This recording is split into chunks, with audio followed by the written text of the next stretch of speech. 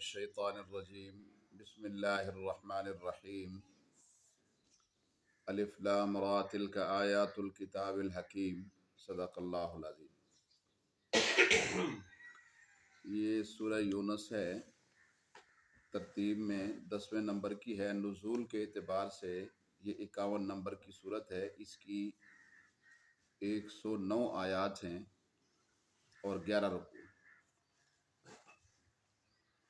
الف لام را اللہ عالم بمرادہ تلک آیات الکتاب الحکیم، یہ حکمت والی کتاب کی آیتیں ہیں۔ سورہ یونس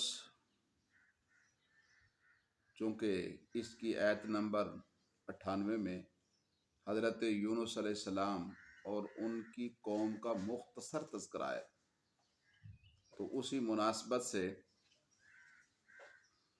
اس سورت کا نام سورہ یونس رکھ دیا گیا۔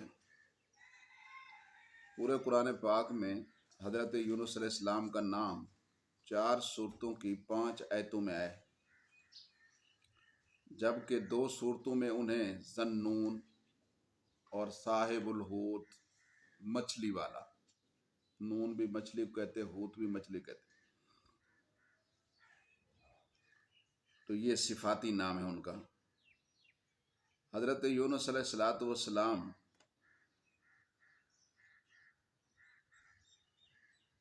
یہ عراق کے ایک مشہور شہر نینوا کے رہنے والوں کے لیے مبعوث فرمائے گئے تھے۔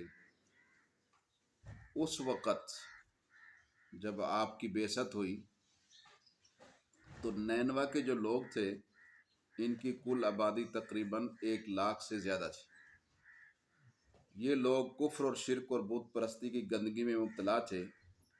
حضرت یونس علیہ السلام نے اپنی قوم کو سمجھانے کی کوشش کی، قوم نے انکار کیا، تو یونس علیہ السلام نے اپنی قوم کو اللہ کے عذاب سے ڈرایا۔ کافی عرصے تک یونس علیہ السلام مختلف انداز سے، مختلف اسلوب سے ان کو سمجھاتے رہے، لیکن بہرحال وہ اپنی شرک کی روش پر قائم رہے۔ جب نہیں ہٹے تو حضرت یونس علیہ السلام اپنی قوم سے ناراض ہو کر ان کے لیے گویا کہ بد دعا فرمائی، اور یہ سوچ کر کہ بد دعا کا نتیجہ ضرور ظاہر ہوگا اور قوم تباہ ہو جائے گی، تو نینوا سے چلے گئے تاکہ قوم پر آنے والے عذاب سے جو ہے وہ محفوظ رہیں اور ان کے اہل خانہ۔ تو راستے میں دریائے فرات دکھائی دیا، یہ سوچا کہ اسے عبور کر کے کسی دوسرے شہر میں جا کر لوگوں کو اسلام اور ایمان کی دعوت دوں۔ تو ایک کشتی پر نظر پڑی جو روانگی کے لیے بالکل تیار تھی۔ حضرت یونس علیہ السلام اس میں سوار ہو گئے۔ اللہ اکبر! جب کشتی میں بلکہ سوار ہونے سے پہلے حضرت یونس علیہ السلام کشتی کی طرف جب جا رہے تھے تو دریا سے پہلے ایک چھوٹا سا جزیرہ یا دریا یا نہر وہ جاری تھی، اس کو کشتی کے بغیر ہی عبور کرنا تھا۔ تو آپ نے یہ سوچا کہ میں اس کو عبور کر لیتا ہوں، تو پہلے آپ اپنے ایک بچے کو لے گئے، 2 بیٹے ساتھ تھے۔ اللہ اکبر! تو جب اس کو لے گئے تو وہ دریا کی موج آئی، وہ آپ کے ہاتھ سے چھوٹ گئی۔ بہت تلاش کیا، نہیں ملا۔ اور اسی طریقے سے پھر دوسرے بیٹے کو لے گئے تو وہ بھی ایسے ہو گیا۔ اور پیچھے آپ کی اہلیہ تھی، کوئی بادشاہ آیا تو اس نے دیکھا کہ ایک خوبرو عورت بیٹھی ہے، تو وہ شہزادہ جو ہے وہ لے گیا۔ اس طرح بہت پریشان ہوئے آپ، بہت تکلیف میں آ گئے۔ اللہ اکبر! تو خود کشتی میں جب سوار ہوئے تو اب ظاہر ہے کہ کشتی بھنور میں آ گئی تو لوگوں نے یہ کہا کہ ہمارے ہاں کشتی بھنور میں تب آتی ہے، یعنی یہ ان کا ایک سینہ بسینہ بات چلی ہوئی تھی، کہ جب کوئی غلام اپنے آقا سے بھاگا ہوا ہو جب کوئی غلام اپنے آقا سے بھاگ کر آئے تو پھر ہمارے ہاں کشتی جو ہے وہ بھنور میں آتی۔ اللہ اکبر۔ تو حضرت یونس علیہ الصلوۃ والسلام نے کہا کہ بھاگا ہوا تو میں ہوں، یعنی اپنے اللہ سے۔ تو انہوں نے کہا نہیں، آپ تو اللہ کے نیک بندے ہیں، برگزیدہ آدمی ہیں۔ بڑی وجاہت تھی، اللہ کا ہر نبی خوبصورت ہوتا ہے، تو ایسا تو نہیں لگتا۔ خیر بہرحال قرآن دادی ہوئی، ہر دفعہ آپ کا نام نکلا، لیکن وہ پھر بھی کہتے نہیں، آپ بیٹھے رہیں۔ تو خود ہی حضرت یونس علیہ السلام نے سمندر میں چھلانگ لگا دی، کشتی بچ۔ حضرت یونس علیہ الصلوۃ والسلام کو ایک مچھلی نے اللہ کے حکم سے امانت کے طور پر اپنے پیٹ میں گویا رکھ لیا۔ وہاں اللہ تعالیٰ نے، اب نبی کا رب تو اللہ سے ہوتا ہے، ایک تسبیح جو ہے وہ وہی فرمائی، القاء فرمائی، لا الہ الا انت سبحانک انی کنت من الظالمین۔ تو یہ آپ پڑھتے رہے، بالآخر اللہ کے حکم پر مچھلی نے حضرت یونس علیہ السلام کو ساحل سمندر پر ڈال دی۔ حدیثوں میں آتا ہے کہ جو بھی مصیبت زدہ یہ پڑھے گا تسبیح، لا الہ الا انت سبحانک انی کنت من الظالمین، اللہ تعالیٰ اس کو مصیبت سے نجات عطا فرما دے گا۔ اللہ اکبر۔ تو اس دوران آپ کو غلطی کا احساس بھی ہوا، بہت عاجزی کے ساتھ بارگاہ رب العالمین میں توبہ کی، اللہ نے بہرحال آپ کا رجوع قبول فرمایا۔ اللہ کے نبیوں سے گناہ نہیں ہوتا ہے، یہ گناہ نہیں تھا، ان کی اجتہادی خطا تھی، وہ کوئی گناہ نہیں ہوتا۔ تو پھر حضرت یونس علیہ السلام اب پریشانی ہوئی بیٹوں کی، اور اس طریقے سے پریشانی ہوئی اہلیہ کی۔ تو وہاں ایک شخص آیا، اس کو آپ نے صورتحال بتلائی، تو اس نے کہا جیسے آپ کہتے ہیں، ہمارے یہاں ایک چرواہ ہے، اس کے پاس ایک نوجوان بچہ ہے، تو ہو سکتا ہے وہ آپ کا ہو۔ آپ وہاں تشریف لے گئے تو وہ آپ کا بیٹا تھا، خیر مل گیا آپ کو۔ کوئی پوچھا تمہیں کیسے یہ ملا ہے؟ تو اس نے کہا کہ اصل میں بکریاں چراتا ہوں، تو میں نے دیکھا کہ ایک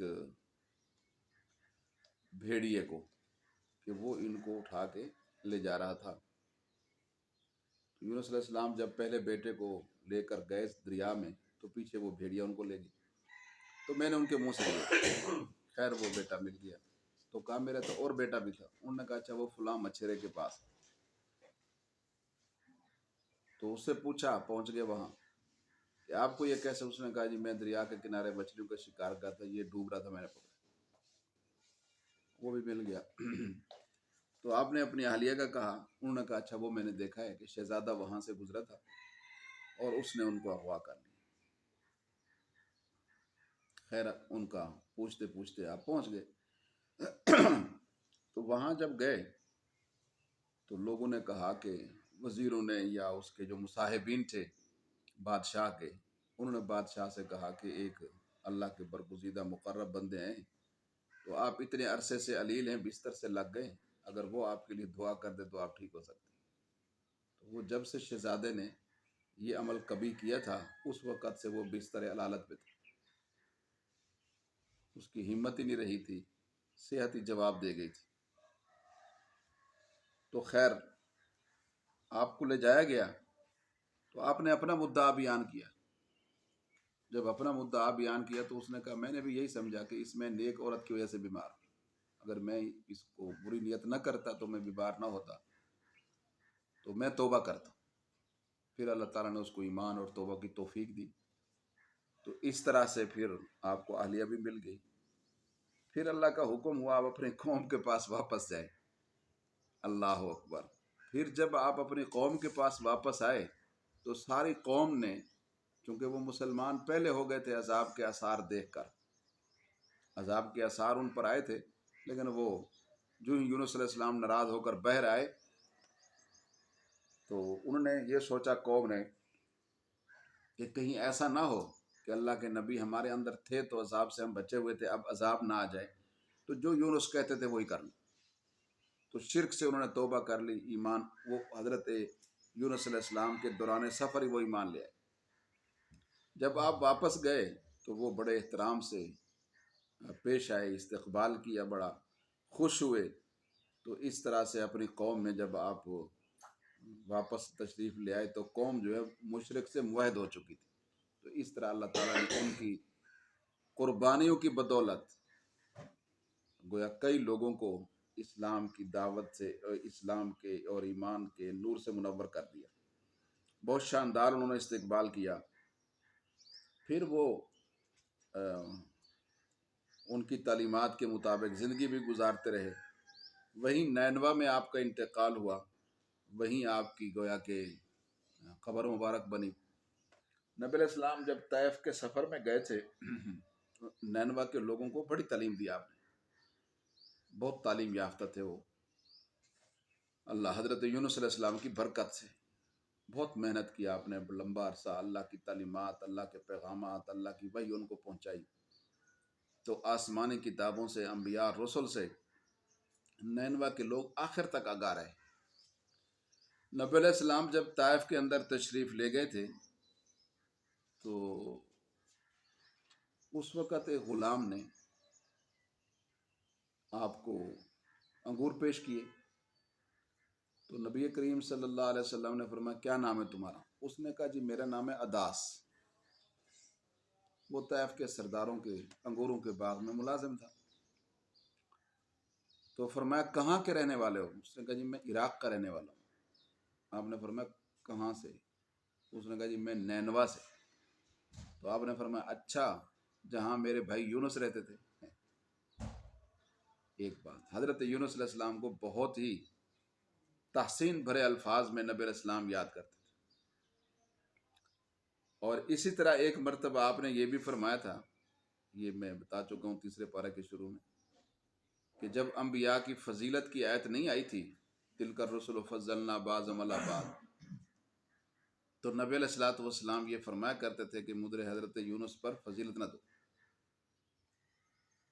لیکن پھر جب آیت آ گئی تو پھر آپ نے نہیں فرمایا۔ تو خیر بہرحال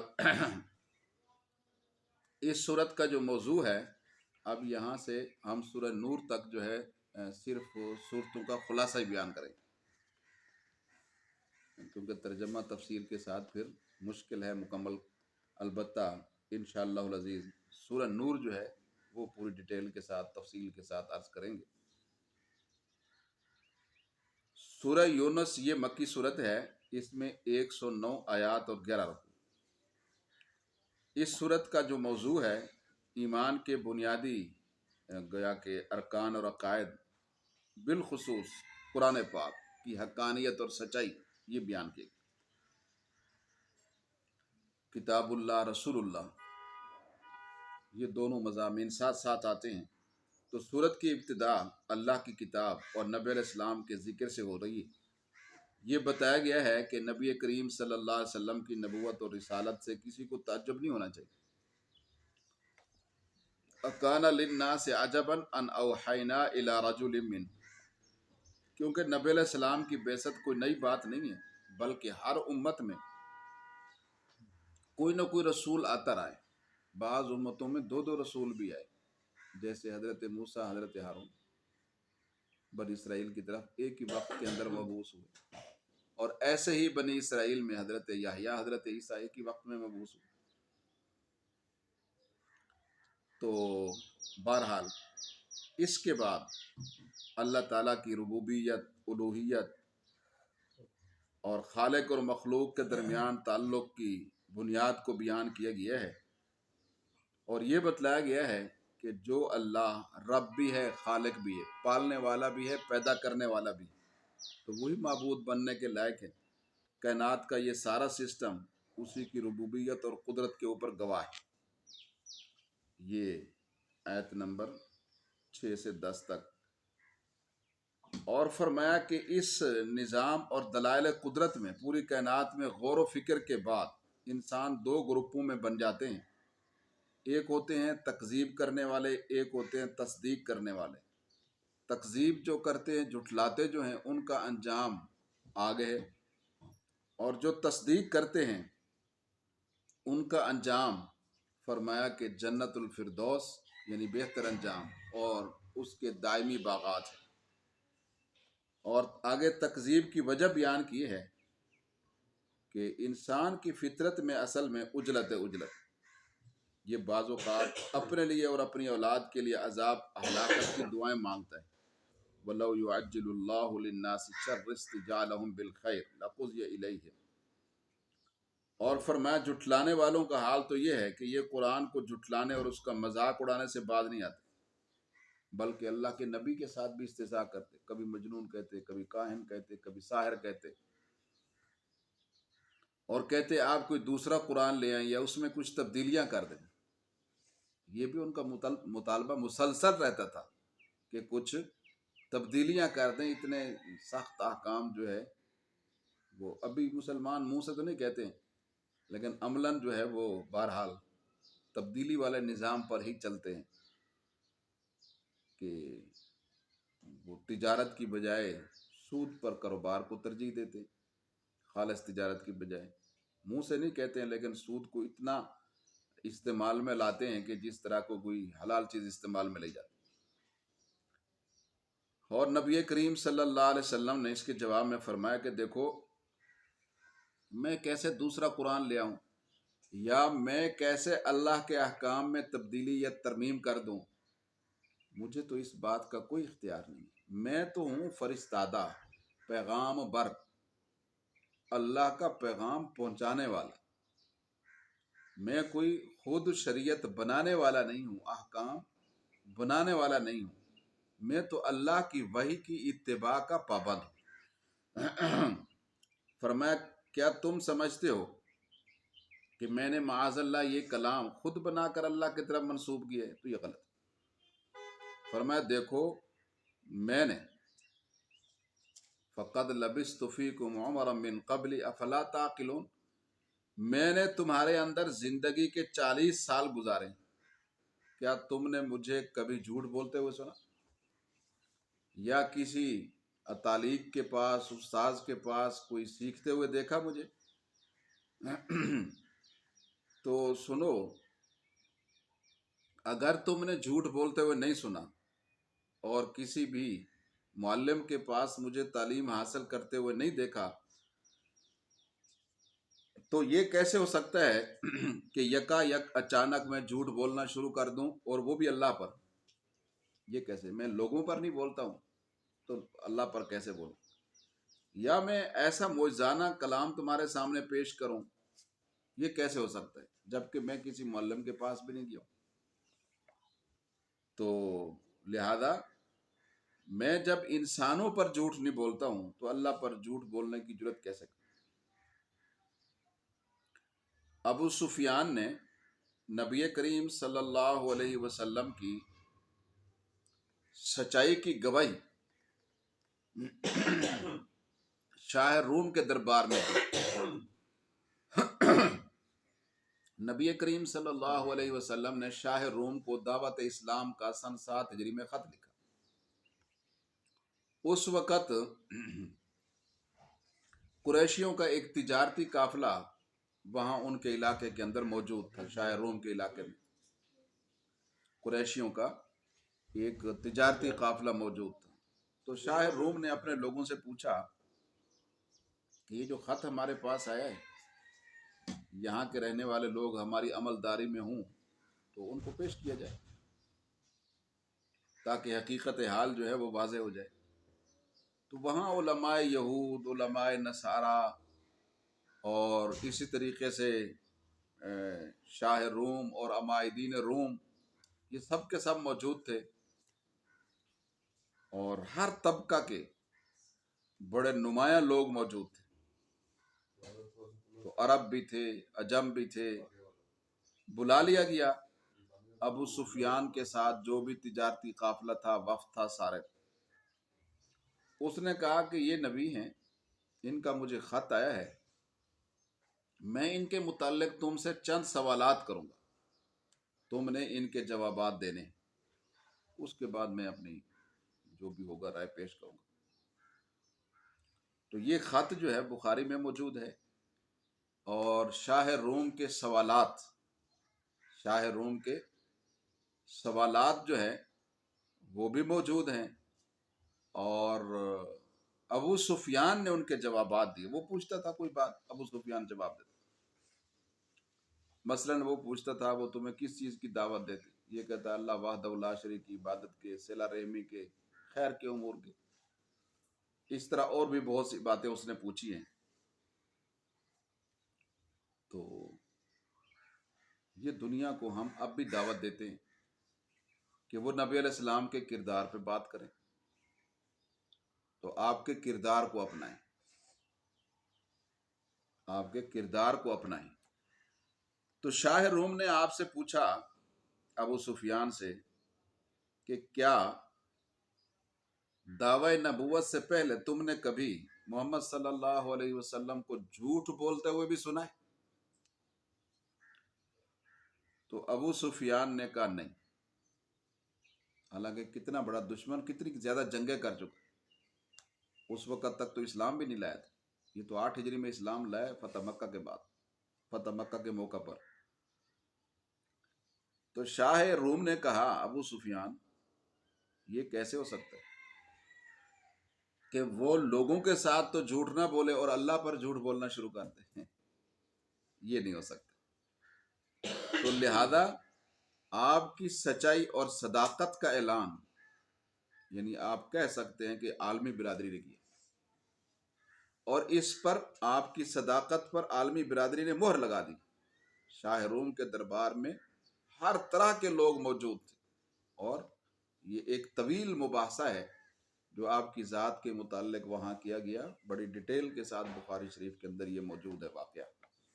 بہت سے سوالات ہیں، اور اس کی اپنی آراء ہیں، اور اس کے جو گورنر تھے وہ بھی موجود تھے، مختلف خطوں کے علماء بھی موجود تھے، اور خود بڑا عالم تھا، وہ عیسائی عالم تھا، بہت بڑا عالم تھا شاہ روم ہرقل۔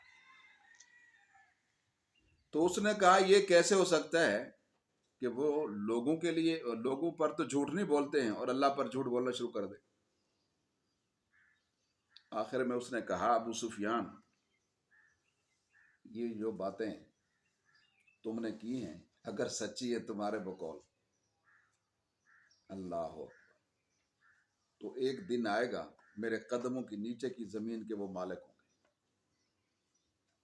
اور اس نے کہا یہ ہماری کتابوں میں بھی چیزیں ہیں، اور یہ بڑی شفافیت کے ساتھ ہمیں واضح ہو گیا ہر بات۔ اتنا بڑا، سب بڑے بڑے لوگ تھے، قریش کے بھی بڑا وفد تھا، اور جو حقیقت تھی وہ بلا کب و کاست ابو سفیان نے بیان کی، ورنہ اس وقت وہ جھوٹ بھی بول سکتا تھا۔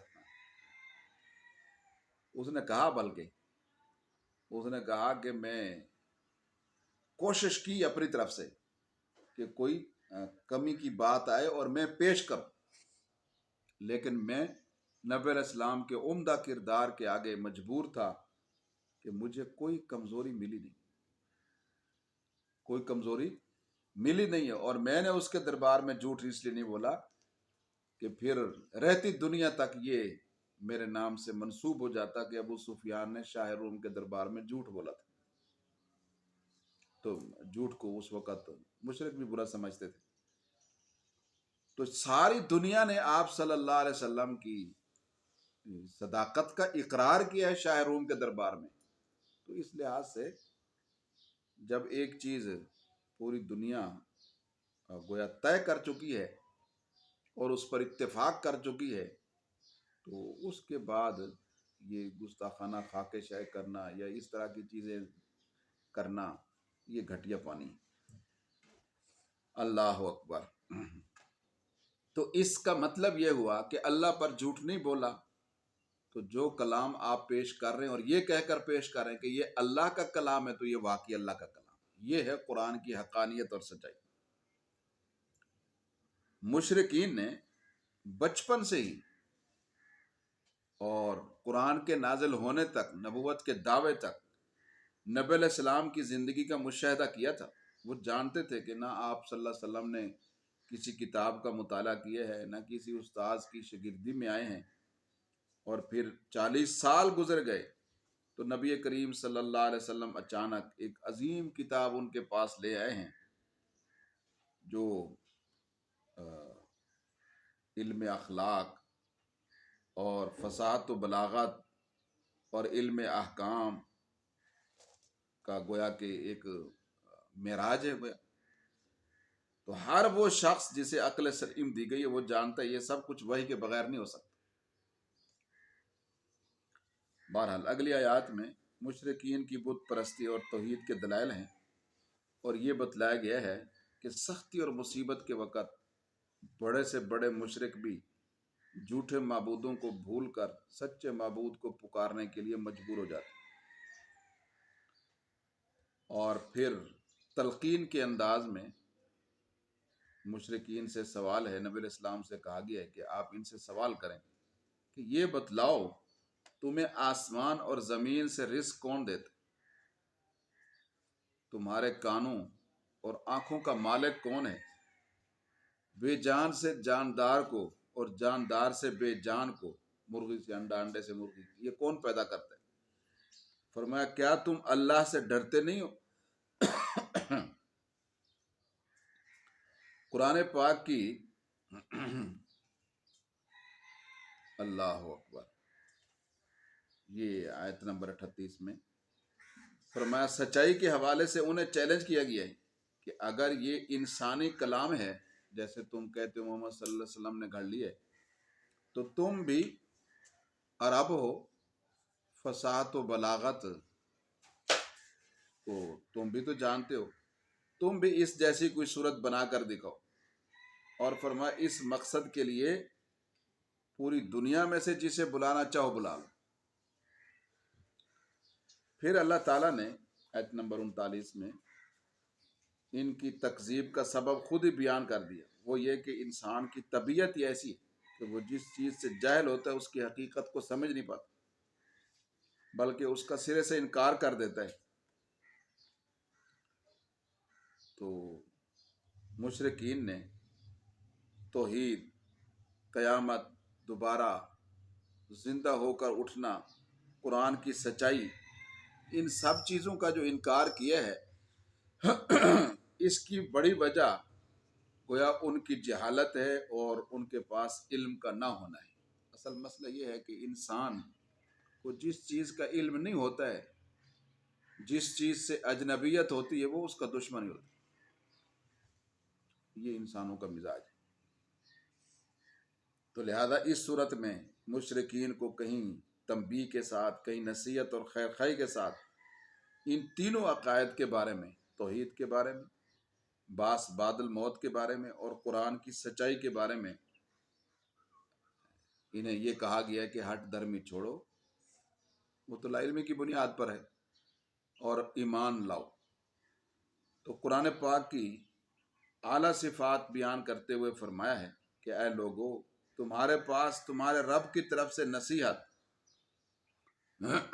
دلوں کی بیماری کی شفا، اور ایمان والوں کے لیے آیت نمبر 57، ایمان والوں کے لیے ہدایت اور رحمت آ گئی ہے۔ قل بفضل اللہ وبرحمتہ، تو فرما دیجئے یہ کتاب اللہ کے فضل اور اس کے رحمت سے نازل ہوئی ہے، تو چاہیے کہ لوگ اس سے خوش ہوں۔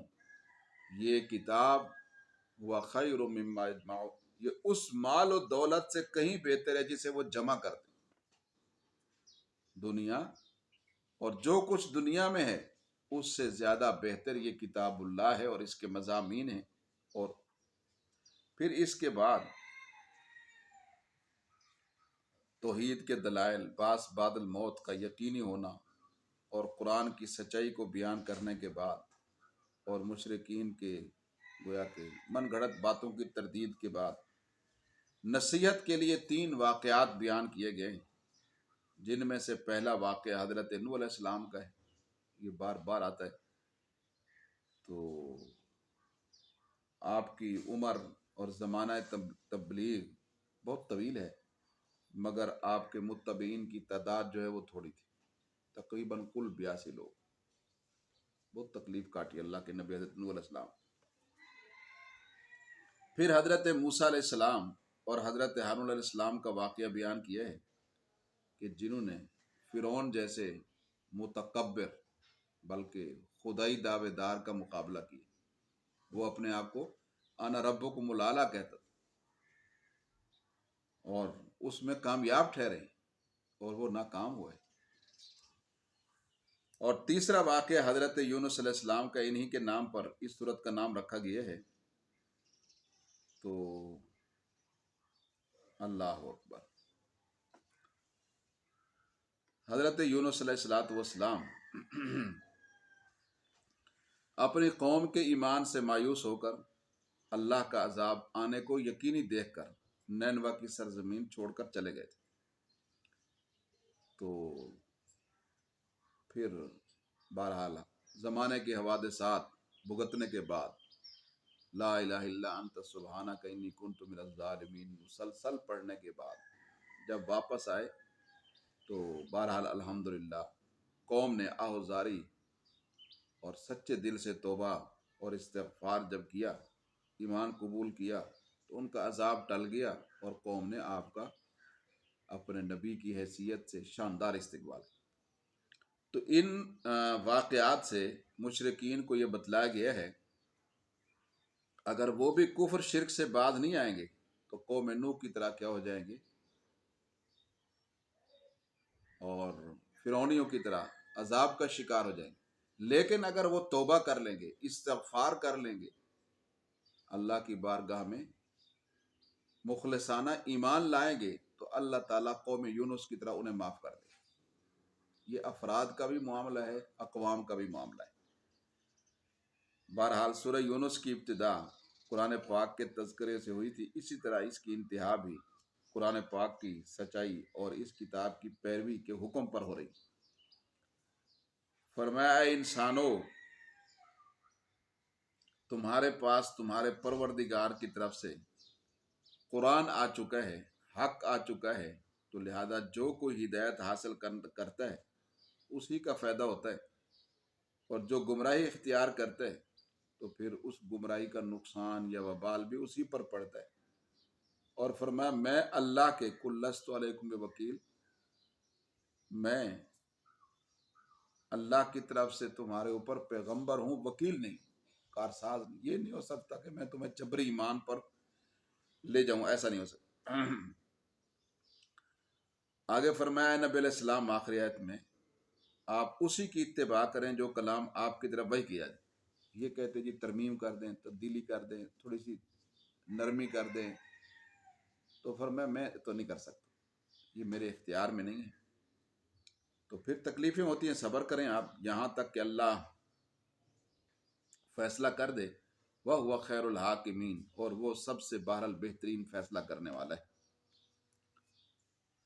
تو یہ سورہ یونس کے مضامین تھے۔ آگے سورہ ہود، اس کے مضامین آ رہے ہیں۔ یہ بھی اللہ کے نبی حضرت ہود علیہ السلام کے نام نامی اس میں گرامی پر گویا کہ اس کا نام رکھا گیا ہے سورہ ہود۔ یہ بھی حروف مقطعات سے شروع ہو رہی ہے۔ الف لام را کتاب احکمت آیاتہ ثم فصلت من لدن حکیم خبیر۔ فرمایا یہ ایک کتاب ہے جس کی آیات کو پہلے محکم کیا گیا ہے، پھر حکمت والے باخبر کی طرف سے انہیں گویا خوب واضح کیا گیا ہے اللہ کی طرف سے۔ سورہ ہود 11ویں نمبر کی سورت ہے اور نزول کے اعتبار سے یہ 52 نمبر کی ہے۔ 123 آیتیں ہیں اس میں، 10 رکوع۔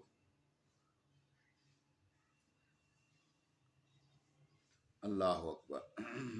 حضرت حود علیہ الصلوۃ والسلام حضرت نوح علیہ السلام کے بیٹے حضرت سام کی نسل میں سے بہت ہی خوبصورت، باروب، سرخ و سفید رنگ کے مالک تھے آپ۔ تو آپ اپنی قوم کی اصلاح و تربیت کے لیے مبعوث کیے گئے، اور لیکن انہوں نے حضرت حود علیہ السلام کی تعلیمات کی قدر نہیں کی ہے۔ تو پھر آپ نے فرمایا دیکھو کہ مجھے تم پر کوئی حکومت کرنے کا شوق نہیں ہے، میں شب و روز تمہیں توحید کے دلائل سمجھاتا ہوں اور تم انکار کرتے ہو، تو پھر کہیں ایسا نہ ہو کہ قوم نوح کی طرح تمہارے اوپر عذاب آ جائے۔ باقی مجھے تم پر کوئی حکومت کرنے کا شوق نہیں، تمہیں تمہاری نعمتیں، چشمے، باغات یہ مبارک ہوں۔ اگر تم ایمان لاؤ گے تو تمہاری نعمتوں میں اضافہ ہوگا، اگر انکار کرو گے تو یہ بھی چھن جائیں گی، تم بھی نہیں رہو گے۔ تو سب سے پہلے بہرحال وہ ایمان نہ لانے کی وجہ سے قحط ساری میں گرفتار ہوئے۔ پھر کچھ عرصہ بعد ان پر کالے سیاہ بادل بھیجے گئے، تو انہوں نے سمجھا کہ شاید اتنے عرصے بعد اب بارش برسنے والی ہے، تو سارے بہر آ گئے۔ وہی بادل، کالے بادلوں میں بارش زیادہ ہوتی، تو وہی بادل آگ کے شعلے بن کر ان پر برسائے گئے، اور مغرب کی طرف سے چلنے والی طوفانی ہوا کو ان پر مسلط کیا گیا۔ 7 راتیں اور 8 دن مسلسل یہ چلتی رہی۔ تو قوم عاد کے 4000 لوگ جو ہے وہ بہرحال یا اس سے بھی زیادہ لقمہ اجل بن گئے۔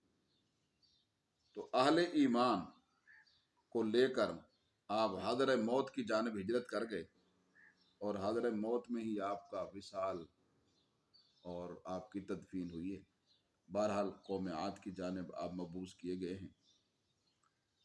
تو قرآن پاک کی 3 صورتوں میں 7 جگہ میں حضرت حود علیہ السلام کا نام آیا ہے۔ تو ان تمام واقعات و حالات میں انسانوں کے لیے یہی سبق ہے کہ انبیاء کی تعلیمات میں نجات ہے، اس کے بغیر عذاب ہے۔ اللہ تعبدوا الا اللہ، ہر نبی نے یہی کہا ہے کہ تم اللہ کے علاوہ کسی کی بات نہ کرو۔ مطلب یہی ہے کہ اللہ کی غلامی ہے، عبادت یا بندگی یا عبد ہونا، اس کا معنی کیا ہوتا ہے؟ غلام ہونا۔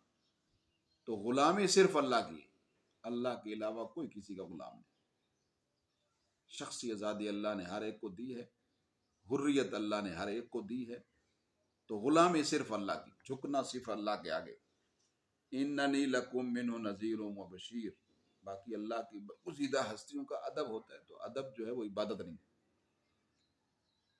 فرمایا یہ کہ تم اللہ کے علاوہ کسی کی بات نہ کرو، بے شک میں تمہیں نذیر یعنی اللہ کی طرف سے اس کے عذاب سے ڈرانے والا ہوں، و بشیر اور اللہ کی طرف سے اس کی نعمتوں کی خوشخبری دینے والا ہوں۔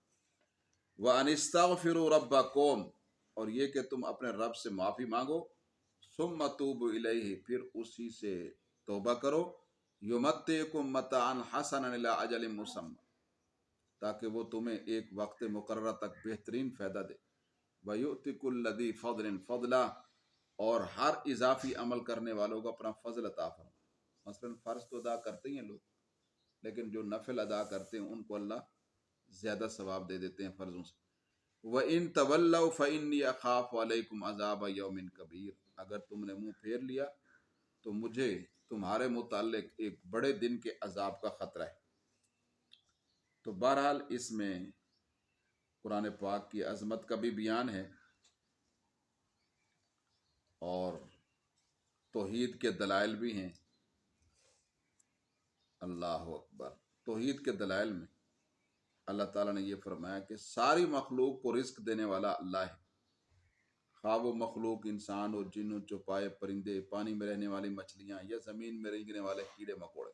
ما من دابۃ فی الارض الا علی اللہ رزقها ویعلم مستقرها مستودعها، ہر ایک کے مستقل ٹھکانوں کو بھی اللہ جانتا ہے، وہاں بھی پہنچے، اور ہر ایک کو مستودع پہنچنے کی جگہ یعنی سفر میں ہے، جہاں کہیں ہوگا بھوک لگے گی اللہ کوئی نہ کوئی انتظام کر دے۔ تو آسمان و زمین کو اللہ نے پیدا کیا، لیکن فرمایا جو لوگ ان دلائل میں غور و فکر نہیں کرتے اور جنہوں نے اپنی آنکھوں پر ضد اور عناد کی پٹی باندھ رکھی ہے، وہ توحید کا انکار کرتے ہیں اور قرآن کو اللہ کا کلام نہیں مانتے ہیں۔ آگے اللہ تعالیٰ نے منکرین کو 3 بار چیلنج دیے۔ فرمایا دیکھو یہ منکرین اگر یہ سمجھتے ہیں کہ واقعی قرآن کو انسانوں نے گھڑا یا محمد صلی اللہ علیہ وسلم نے اپنی طرف سے بنا کر پیش کیا، تو پھر چیلنج ہے تمہیں کہ تم بھی اس جیسی 10 صورتیں بنا کر لاؤ۔ منکرین کو، مشرکین کو 3 بار یہ چیلنج دیا گیا۔ پہلی بار فرمایا پورا قرآن اس کی مثل بنا کر لاؤ، دوسری بار فرمایا قرآن جیسی 10 صورتیں لاؤ، پھر تیسری مرتبہ ان کو کہا گیا کہ قرآن جیسی 1 صورت بنا کر لاؤ۔ اللہ اکبر، یہ سورہ بقرہ میں ہم پڑھ چکے ہیں، لیکن تینوں بار وہ اس چیلنج کو قبول کرنے سے عاجز رہے۔ تو اس کے علاوہ جو اس صورت کے اندر اہم مضامین ہیں وہ یہ ہیں کہ انسانوں کے 2 گروہ بتلائے گئے۔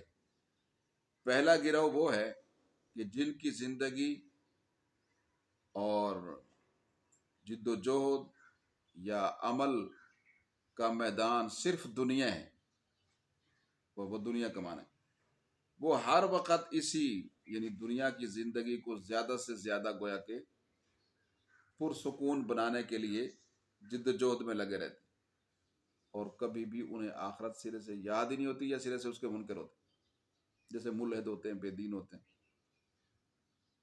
دوسرا گروہ وہ ہے کہ جس کو اللہ تعالیٰ نے توفیق دی ہے کہ جو دنیا کے لیے بھی تگ و دو کرتا ہے، لیکن اس کی دنیا کی محنت بھی آخرت کی محنت کے لیے ہوتی، وہ آخرت کی زندگی کو سامنے رکھ کر گویا کہ دنیا کی محنت کرتا ہے یا دنیا کی زندگی گزارتا ہے۔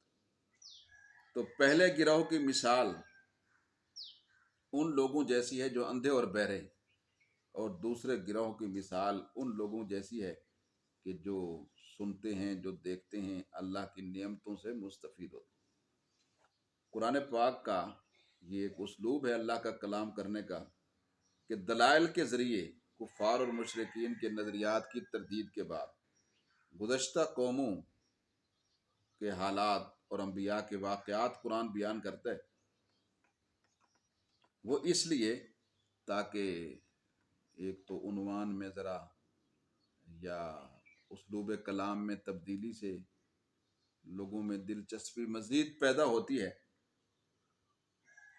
اور پھر واقعات سے یہ ذہن نشین ہوتی ہے بات کہ اگر ہم نے بھی ایسا کیا تو ہمارے ساتھ بھی وہی ہو سکتا ہے۔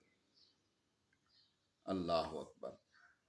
تو اللہ تعالیٰ نے یہ گویا کہ نو بنو انداز اس لیے اپنایا ہے بات سمجھانے کا تاکہ انسان کو کسی نہ کسی طریقے سے بات سمجھ آئے۔ اللہ اکبر۔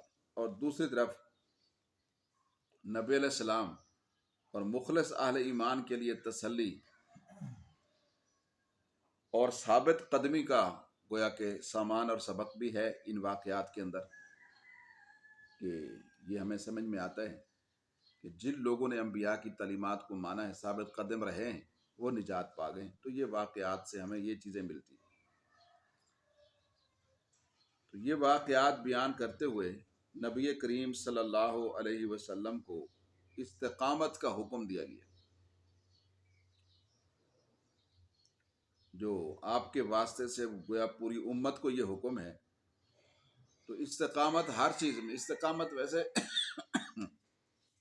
لغت میں استقامت کہتے ہیں کسی چیز کو اس طرح سے کھڑا کر دینا کہ اس کا ہر زاویہ قائم اور برابر رہے۔ استقامت کسی چیز کو اس طرح سے کھڑا کر دینا کہ اس کا ہر زاویہ قائم اور برابر رہے۔ تو شریعت میں استقامت یہ ہے کہ یہ اللہ کا حکم ہے کہ عقائد میں، اقوال میں، اعمال میں، اخلاق میں دین پر قائم رہنا۔ ایک صحابی ابو سفیان ثقفی رضی اللہ تعالیٰ عنہ، سفیان بن عبداللہ ثقفی رضی اللہ، انہوں نے کہا حضرت مجھے دین کی بہت ساری باتیں ہیں، بس کچھ جامع نصیحت فرما دیں کہ جس میں سارا دین آ جائے اور میں اس پر عمل کروں۔ آپ نے ارشاد فرمایا قل آمنت باللہ ثم استقم، کہ تم نے جب یہ کہہ دیا کہ میں اللہ پر ایمان لے آیا ہوں تو اس کے بعد استقامت کو اختیار کرو، یعنی دین کا جو مسئلہ جس درجے کا ہے اسی پر قائم اور دائم رہو۔ تو استقامت جو ہے یہ اچھی چیز ہے، مسلسل انسان تھوڑا عمل ہو لیکن مسلسل کرتا رہے تو اللہ پاک اس میں برکت ڈال دیتے۔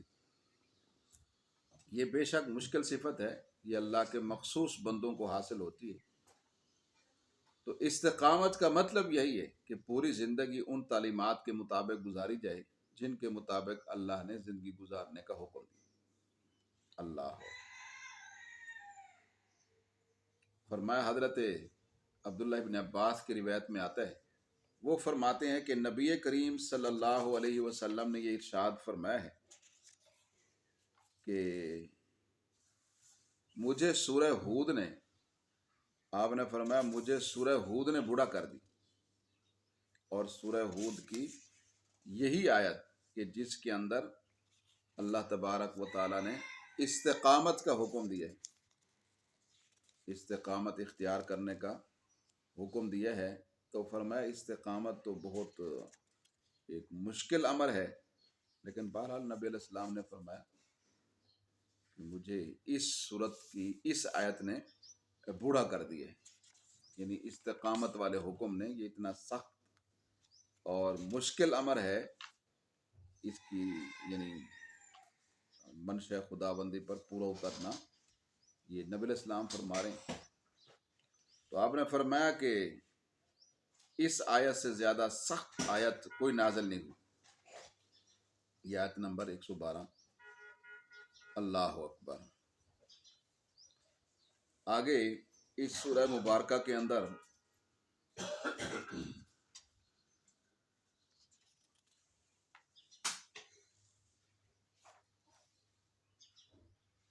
اللہ فاستقم کما امرت ومن تاب معک، آپ ایسی استقامت اختیار کریں جیسے آپ کو حکم دیا گیا، اور وہ لوگ بھی جنہوں نے آپ کے ساتھ توبہ کی، یعنی جو لوگ ایمان لائے۔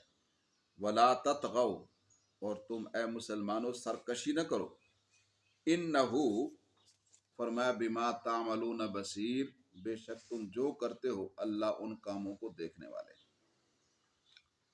تو بہرحال میانہ روی، اعتدال کے ساتھ، افراط تفرید سے بچ کر دین پر معتدل مزاجی کے ساتھ قائم رہنا، یہ استقامت ہے۔ اللہ اکبر۔ حضرات صحابہ کرام نے ایک موقع پر نبی علیہ السلام کی ریش مبارک میں چند سفید بال دیکھے، تو انہوں نے پوچھا حضرت آپ پر بڑھاپا بڑی تیزی سے آ رہا ہے، کیا ہوا اچانک؟ آپ کے 63 سال کی عمر میں بھی صرف 20 بال سفید تھے۔ تو آپ نے فرمایا مجھے ہود اور اس جیسی دوسری صورتوں نے بوڑھا کر دیا، تو اشارہ اسی آیت کی طرف تھا، فاستقم کما امرت، آیت نمبر 112۔ اللہ اکبر۔ تو استقامت جو ہے، بعض لوگ کہتے ہیں جی بزرگوں میں کرامتیں ڈھونڈتے ہیں، تو اس کی بجائے استقامت دیکھیں گے یہ بزرگ دین پر چلتے ہیں یا نہیں چلتے، سیدھی سی بات۔ نماز کا ٹائم ہو تو کہتے ہیں جی مکے مدینے پڑھتے، کھانے کا ٹائم ہو تو جڑ کے بیٹھ جاتے کھانے پر، ادھر ہی پاکستان میں۔ تو ایسا تو نہیں ہوتا نہیں۔ تو فرمایا پھر مکے مدینے اور یہاں کے ٹائم کا اختلاف ہے، اللہ تعالیٰ کا حکم یہ ہے کہ نمازیں تو مقررہ اوقات پر فرض ہیں، تو کیسے لوگوں کو بیوقوف بنایا؟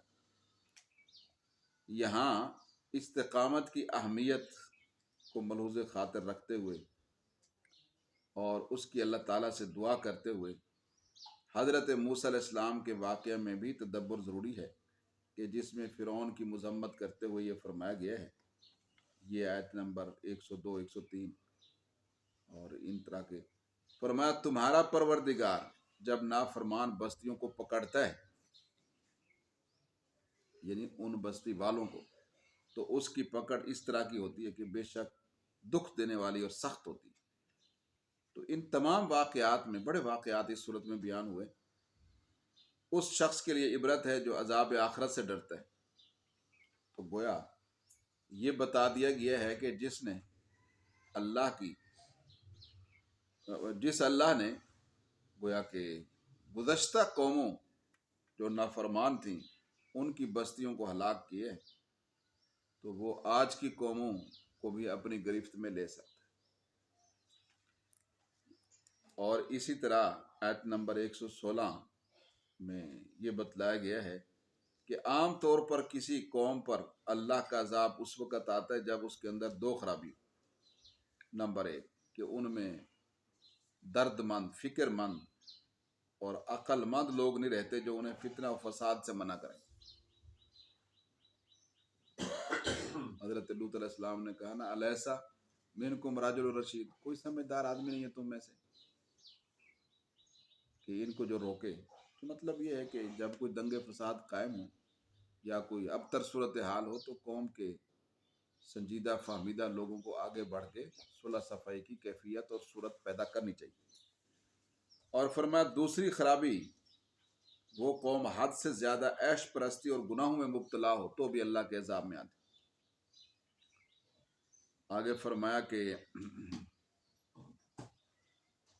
آیت نمبر 120 میں کہ اے نبی علیہ السلام، انبیاء کے وہ سب حالات جو ہم نے آپ سے بیان کیے اس کے ذریعے سے لنثبت بہ فؤادک، ہم تمہارے دل کو مضبوط رکھتے ہیں، اور ان واقعات میں تمہارے پاس حق آ گئے ہے جو مومنوں کے لیے نصیحت اور عبرت کا باعث ہے۔ کُلًّا نَقُصُّ عَلَيْكَ مِنْ أَنْبَاءِ الرُّسُلِ مَا نُثَبِّتُ بِهِ فُؤَادَكَ۔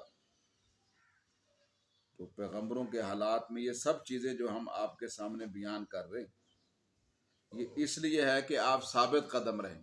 تو یہ واقعات ثابت قدمی میں مؤثر اور کارگر ہوتے ہیں کہ جب بھی دین کے لیے تکلیف آتی ہے تو انسان یہی سوچتا ہے کہ میں کیا چیز ہوں،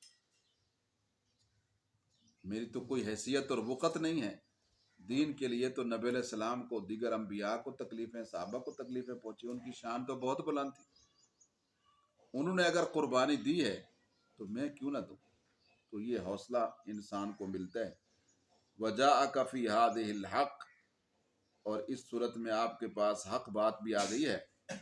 وَمَوْعِظَةٌ وَذِكْرَىٰ لِلْمُؤْمِنِينَ، اور نصیحت بھی اہل ایمان کے لیے، واعظ بھی اس میں آ گیا ہے۔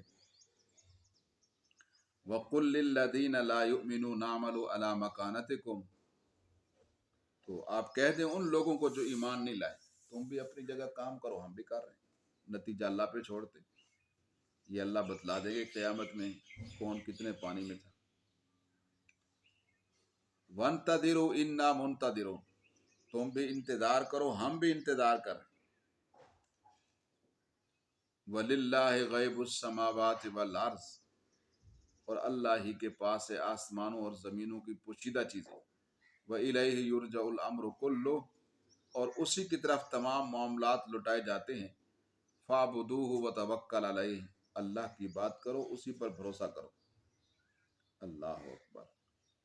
وَمَا رَبُّكَ بِغَافِلٍ عَمَّا تَعْمَلُونَ، اور آپ کا رب ان کاموں سے بے خبر نہیں ہے جو تم کرتے ہو۔ آگے سورہ یوسف ہے، الف لام را، بسم اللہ الرحمن الرحیم۔ الف لام را تلک آیات الکتاب المبین، اس کی 111 آیتیں ہیں، 12 رکوع ہیں، اور یہ 12ویں نمبر کی ترتیب میں صورت ہے، 53 نمبر میں نزول کا 53 نمبر اس کا۔ اللہ اکبر۔ تو یہ مکی صورت ہے، سورہ یوسف۔ یہ پوری صورت ایک خاص واقعے یعنی حضرت یوسف علیہ السلام کے واقعے پر مشتمل، اسی لیے اس کو سورہ یوسف، اس حضرت یوسف کے نام سے سورہ یوسف کہا گیا ہے۔ اللہ قرآن پاک میں 3 صورتوں میں اور 26 آیتوں میں حضرت یوسف علیہ السلام کا نام ہے۔ تو اس صورت میں حضرت یوسف علیہ السلام کے واقعے پر گویا کہ کافی روشنی ڈالی گئی، اور اس واقعے کو احسن القصص کہا گیا ہے۔ جتنے بھی حالات و واقعات ہیں ان میں سب سے اچھا قصہ یہی۔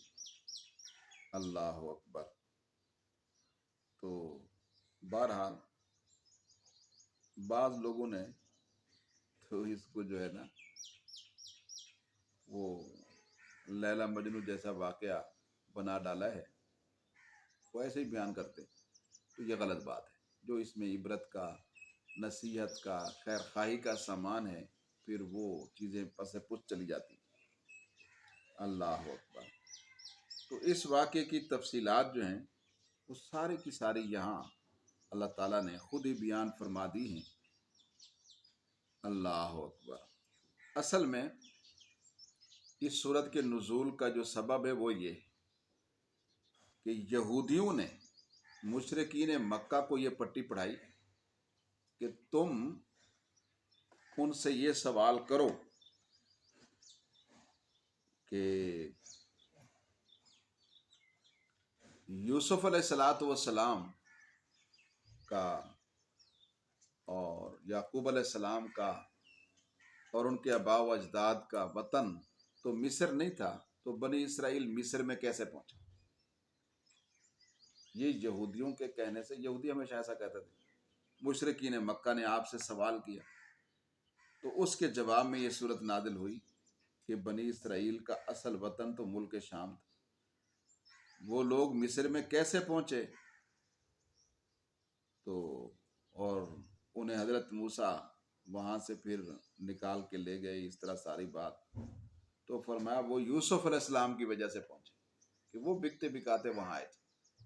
پھر انہوں نے اپنے بھائی بند لوگوں اور والدین کو بلا لیا، اور پھر ایک لمبا عرصہ، مدت مدید، عرصہ طویل بنی اسرائیل وہاں رہے، اور پھر اس کے بعد وہاں سے موسیٰ علیہ السلام کے دور میں گویا کہ وہ اپنے آہستہ آہستہ وطن میں واپس آئے۔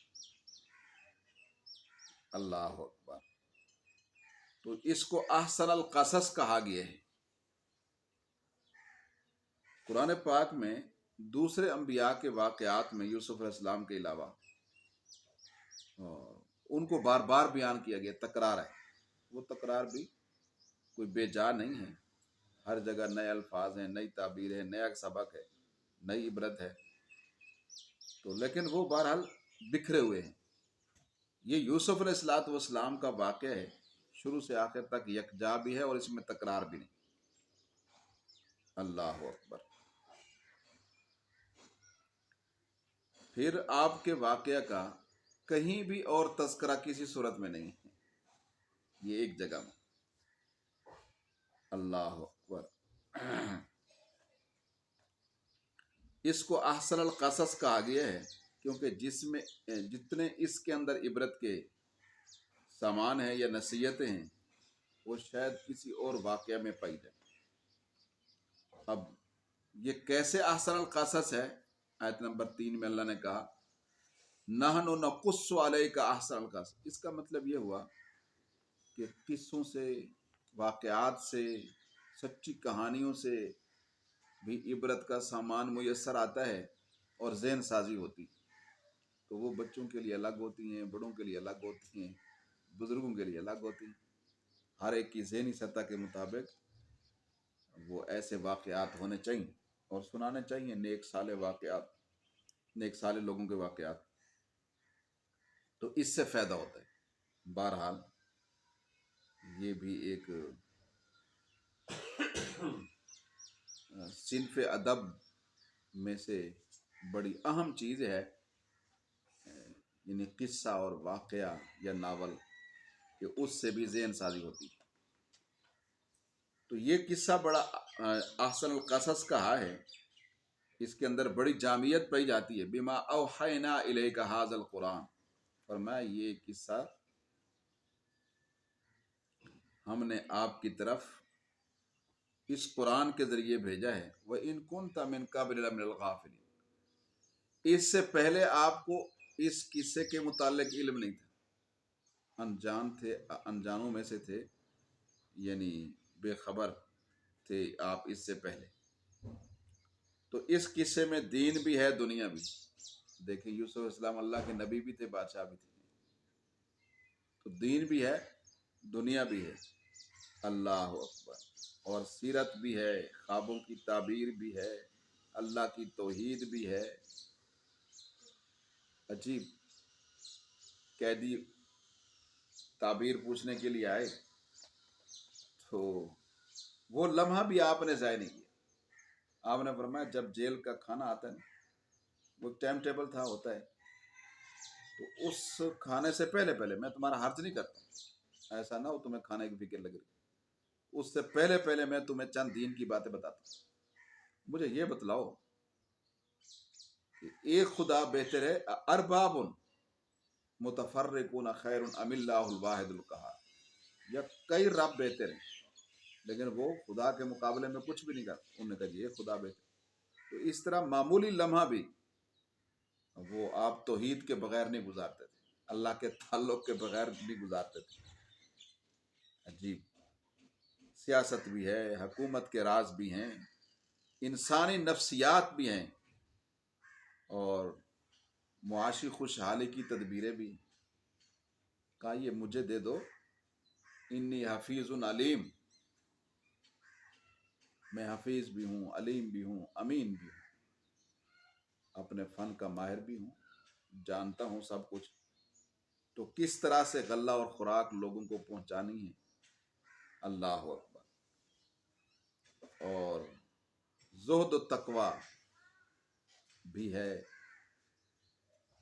اور انبیاء و صالحین کا تذکرہ، فرشتوں کا، پرندوں کا، جنوں کا، انسانوں کا، چپاؤں کا، شیاطین کا، بادشاہوں، تاجروں، عالموں، جاہلوں، سب کے حالات اس کے اندر ہے۔ عجیب بات ہے، حسن بھی ہے، حسن کی ازمائشیں بھی ہیں، اللہ اکبر۔ تو راہ راست سے ہٹ جانے والی عورتوں کی ہیلا سازیاں بھی ہیں، تو گمنامی بھی ہے، کنویں میں تھے، جیل میں تھے، غلامی میں تھے، اور شہرت بھی ہے، بادشاہ بھی بنے، اللہ اکبر۔ تو غربت بھی ہے، مالداری بھی، عزت بھی، صبر و استقامت بھی، تو ہر چیز ہے، اللہ اکبر۔ یہ صورت اس وقت نازل ہوئی ہے جب کافروں کا بالکل ظلم و ستم کے عروج کا دور تھا مکہ میں۔ اس وقت اللہ تعالیٰ نے فرمایا دیکھو یوسف کے بھائیوں نے یوسف کے ساتھ کیا کیا، اور یوسف پھر کہاں پہنچا۔ آج تم بھی اے مشرکین مکہ بھائی بند ہو کر، رشتہ دار ہو کر، نبی علیہ السلام اور ان کی جماعت پر یہ آزمائشیں اور مشکلات لا رہے ہو، تو پھر کل کو دیکھ لینا یوسف کے سامنے بھی بھائی کیسے کھڑے تھے، عاجزانہ، اور تم بھی ایک وقت آئے گا محمد کے سامنے عاجزانہ کھڑے ہوگے صلی اللہ علیہ وسلم۔ تو اس قصہ کے ضمن میں نبی علیہ السلام اور ان کے مخالفین کے حالات اور مستقبل کا پورا نقشہ کھینچ دیا گیا۔ یوسف علیہ السلام کی طرح ہمارے نبی کریم صلی اللہ علیہ وسلم کے ساتھ بھی آپ کے قریشی بھائیوں نے حسد کیا، قتل کے مشورے کیے، وہاں بھی کیے انہوں نے۔ نبی علیہ السلام کو مکہ چھوڑنا پڑا، 3 دن تک غار ثور میں روپوش ہونا پڑا، جیسے وہ بھی ابھی وقت نہیں ہے، ورنہ میں آپ کو بتاتا کہ یوسف علیہ السلام نے کنویں میں کون سی جو ہے وہ دعا کی، وہ اتنی عجیب دعا ہے کہ انسانی عقل دنگ ہو جاتی ہے کہ ایک معصوم بچہ رب تعالیٰ کو اس طرح پکارتا ہے۔ اللہ، وہ قرطبی میں لکھی ہوئی ہے۔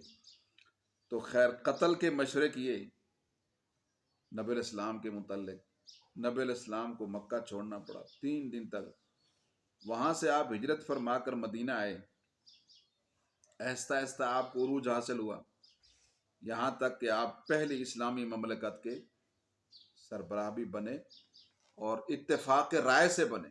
یہودیوں نے بھی مانا، مشرکین نے بھی مانا، مسلمانوں نے بھی مانا، عیسائیوں نے بھی مانا۔ میثاق مدینہ کی روح سے سب کے حقوق کا تحفظ کیا گیا تھا اور سبھی لوگ دفاع پر متفق تھے۔ یہ دو بڑی بنیادی چیزیں۔ تو مکہ جب فتح ہوا تو وہی قریشی رشتہ دار شرمندہ ہوئے، آپ کے سامنے انہیں سر جھکانا پڑا۔ تو پھر آپ نے یہ حسن اتفاق کہیں، ان سے یہی فرمایا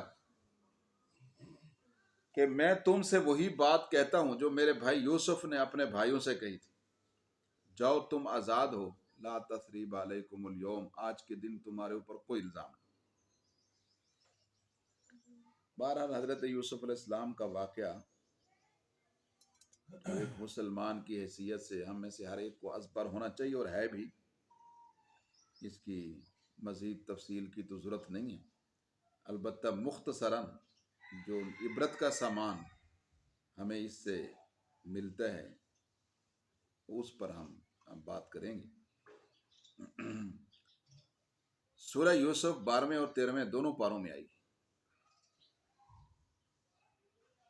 تو حضرت یعقوب علیہ السلام کے اس واقعہ پر ہم مختصر اجمالی ایک بات کرتے ہیں۔ 12 بیٹے تھے۔ حضرت یوسف علیہ السلام ان میں سے غیر معمولی طور پر حسین تھے، یعنی بہت زیادہ حسین تھے۔ کل کائنات کا آدھا حسن آپ کو دیا گیا تھا۔ حسن کی دو قسمیں، ایک وہ ہے جس کو اللہ نے تقسیم کیا ہے، ایک وہ جس کو اللہ نے تقسیم نہیں کیا ہے۔ جس کو تقسیم کیا اس کو منقسم کہتے ہیں، جس کو نہیں کیا غیر منقسم کہتے ہیں۔ تو جو تقسیم شدہ حسن ہے اس میں چھٹا حصہ 1/6 جو ہے، وہ چھٹا حصہ جو ہے 6/1 کس کو ملا؟ حضرت سارہ کو۔ کل حسن میں سے چھٹا حصہ حضرت سارہ کو ملے۔ حضرت سارہ بھی تو آپ کی پردادی ہیں یوسف علیہ السلام کی۔ اور آدھا جو ہے وہ حضرت یوسف علیہ السلام کو ملا۔ باقی 2 حصے بچ گئے ہیں، وہ باقی کائنات کو ملا ہے، لیکن یہ وہ ہے جو تقسیم شدہ ہے۔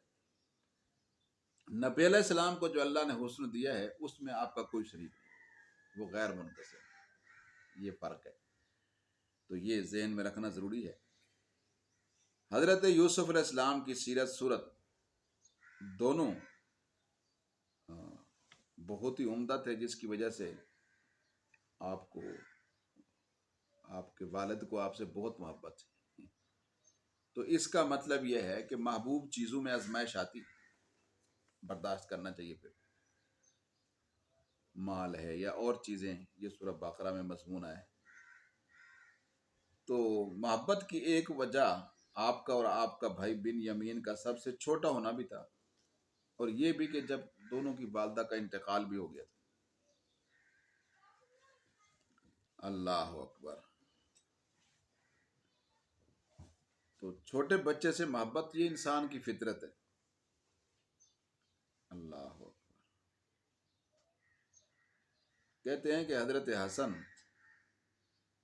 سے پوچھا گیا کہ آپ کو بچوں میں سب سے زیادہ کس سے محبت ہے؟ تو انہوں نے کہا چھوٹے سے، جب تک وہ بڑا نہ ہو جائے اس سے محبت زیادہ ہوتی۔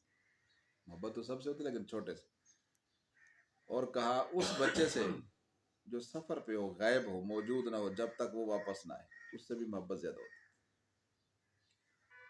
اور کہا بیمار سے، جب تک وہ تندرست نہ ہو جائے۔ اولاد میں سے جو بچہ بیمار ہو اس کی طرف محبت، شفقت، توجہ زیادہ ہو جاتی۔ تو خیر یہ ہوتا ہے۔ تو اس محبت کی وجہ سے بھائی جو حسد میں مبتلا ہو گئے، وہ حضرت یعقوب علیہ السلام کو تفریح کا کہہ کر حضرت یوسف علیہ السلام کو جنگل میں لے گئے اور کنویں میں گرا دیا۔ ارادہ تو تھا کہ ان کا قتل کرنے کا، لیکن بہرحال ایک بھائی جو ہے رکاوٹ ہو گئی۔ تو وہاں سے ایک قافلہ گزرا انہوں نے پانی نکالنے کے لیے کنویں میں ڈول جو ہے وہ ڈال دیا، تو اس میں سے آپ نکل آئے۔ قافلے والوں نے مصر جا رہا تھا، مصر جا کے بیچ دیا۔ مصر کے بادشاہ کے خزانچی اور وزیر دفاع آرمی چیف نے حضرت یوسف کو خرید لیا، جس کو عزیز مصر کہتے ہیں۔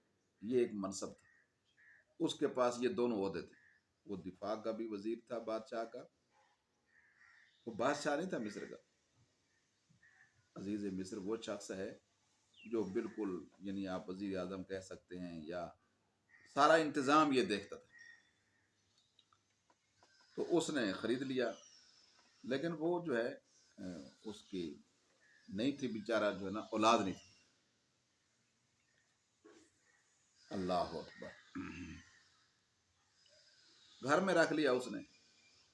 تو وہاں یوسف علیہ السلام جو ہے نا امور ریاست دیکھتے تھے، خزانے کو سنبھالتے تھے، فوجوں کو سنبھالتے تھے۔ اسی وقت سے ہی ساری چیزیں آپ نے شروع کر دی، حتیٰ کہ عزیز مصر بھی عملاً جو ہے سارا کام آپ کے سپرد کر چکا تھا، سبھی چیزوں کو آپ دیکھتے تھے۔ تو جب جوان ہوئے تو مسلسل وہیں رہتے تھے، سارا کام بھی آپ دیکھتے تھے۔ تو بہرحال اس کی بیوی جو ہے وہ آپ پر فریفتہ ہو گئی، اس نے آپ کو قالت ہے طلق کہہ کر برائی کی دعوت دی۔ تو آپ نے بہرحال بعون اللہ اس دعوت کو ٹھکرا دیا۔ تو خیر عزیز مصر نے بدنامی سے بچنے کے لیے آپ کو جیل میں ڈلوایا۔ قید خانے میں بھی آپ نے توحید اور اللہ کے دین کی دعوت کا، جو آپ کے آباء و اجداد کا طریقہ تھا، سلسلہ جاری رکھا، جس کی وجہ سے قیدی بھی آپ کی عزت کرتے تھے۔ بادشاہ وقت کے خواب کی صحیح تعبیر بتانے کی وجہ سے بہرحال آپ اس کی نظروں میں منظور نظر ہو گئے۔ تو اس نے اسی اثناء میں، جب آپ جیل میں تھے، عزیز مصر بھی فوت ہو۔ عزیز مصر کے منصب کو آپ بھی دیکھ رہے تھے سارا، جب اس کے گھر میں آپ تھے، تو اس نے آپ کو عزیز مصر بنا دیا۔ پھر جب وہ فوت ہوا، پھر آپ بادشاہ بھی بن گئے، تو آپ کو خزانے، تجارت اور مملکت کا خود مختار وزیر بنا دیا، جیسے عزیز مصر تھا۔ تو مصر اور اس کے اطراف میں قحط کی وجہ سے آپ کے بھائی غلہ حاصل کرنے کے لیے مصر آئے۔ تو ایک دو ملاقاتوں کے بعد آپ نے انہیں بتا دیا کہ میں تمہارا بھائی یوسف ہوں۔ پھر آپ کے والدین بھی مصر میں آ گئے اور وہ یہیں آباد ہو گئے۔ بہرحال لمبی باتیں، اب ساری تو وہ گوشت گزار نہیں ہو سکتی ہیں۔ تو اس قصے سے جو ہمیں باتیں حاصل ہوتی ہیں، تو مجموعی طور پر یہی ہے کہ بعض اوقات جو ہے مصیبت جو ہے وہ نعمت کا ذریعہ بھی ہوتی ہے، راحت کا ذریعہ بھی ہوتی ہے۔ حضرت یوسف علیہ السلام کے قصہ کی ابتدا تو ظاہر ہے کہ بہت پریشانیوں سے ہوئی۔ انہیں کنویں میں بے یار و مددگار ڈال دیے گئے۔ صرف اتنا نہیں ہے، لکھا ہے تفسیروں میں کہ جو ہی باپ کی نظروں سے اوجھل ہوئے تو باری باری نے سب نے آپ کو فٹ بال بنا مارنا شروع کیا۔ اللہ کتنی، لیکن آپ نے اف نہیں کیے، اف نہیں کیے۔